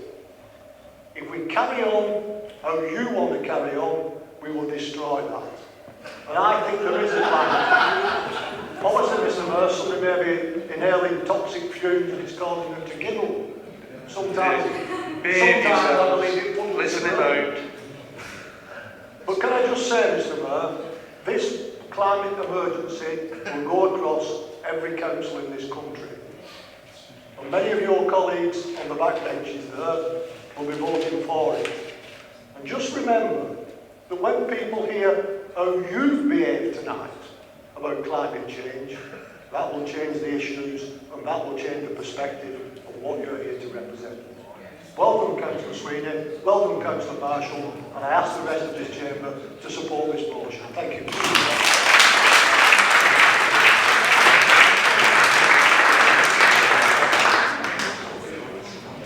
Councillor Sweeney, I now invite you to sum up on the motion.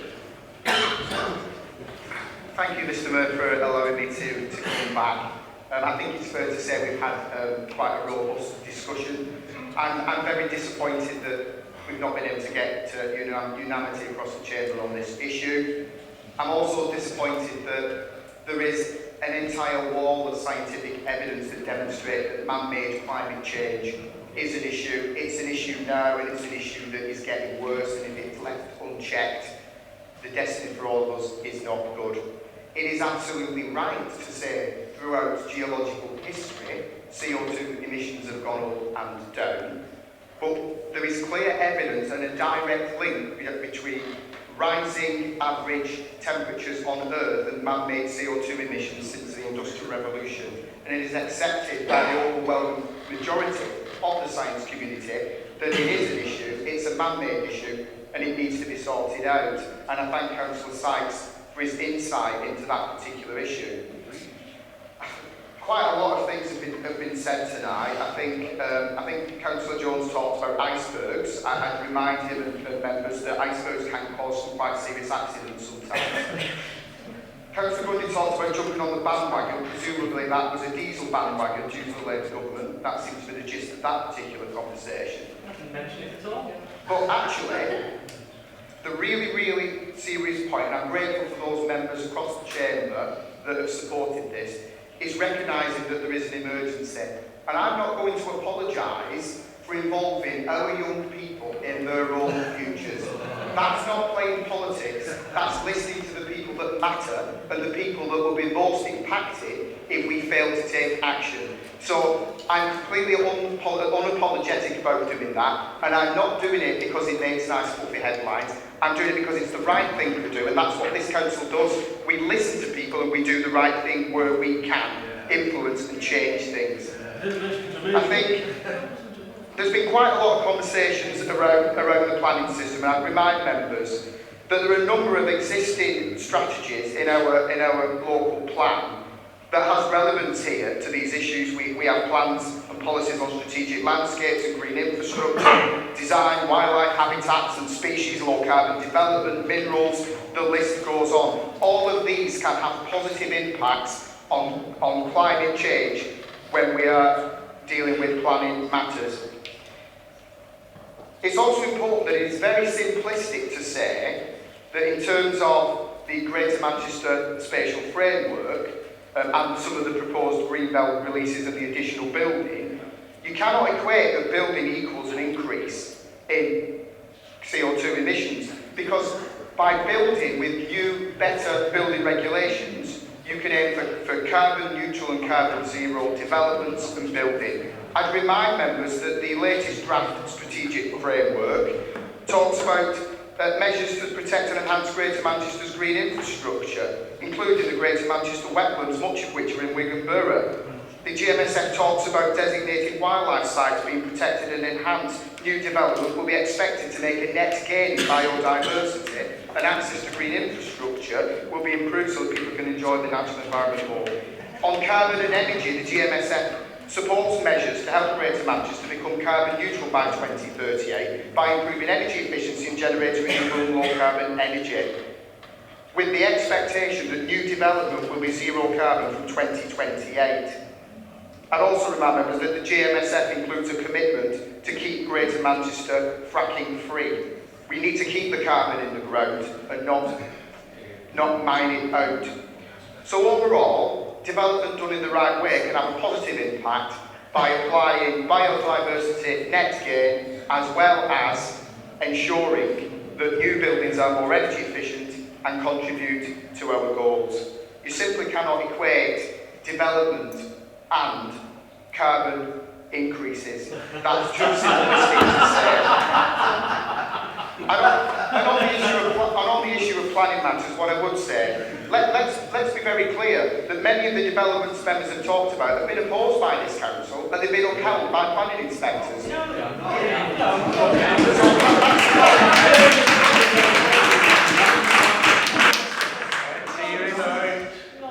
So overall, I thank members that have said they will support this motion. I'm grateful for the contribution of many members, including some of them that have issues with the principle of my motion. I know a lot of them share a lot of the common concerns that were in my motion, and I commend it, so thank you.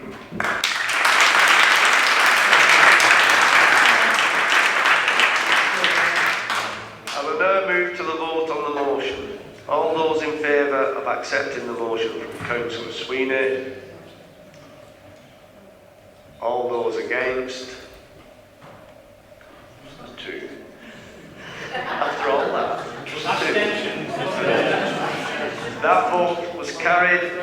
The motion now passed. That concludes the business proposed tonight. Thank you for your attendance and a safe journey home.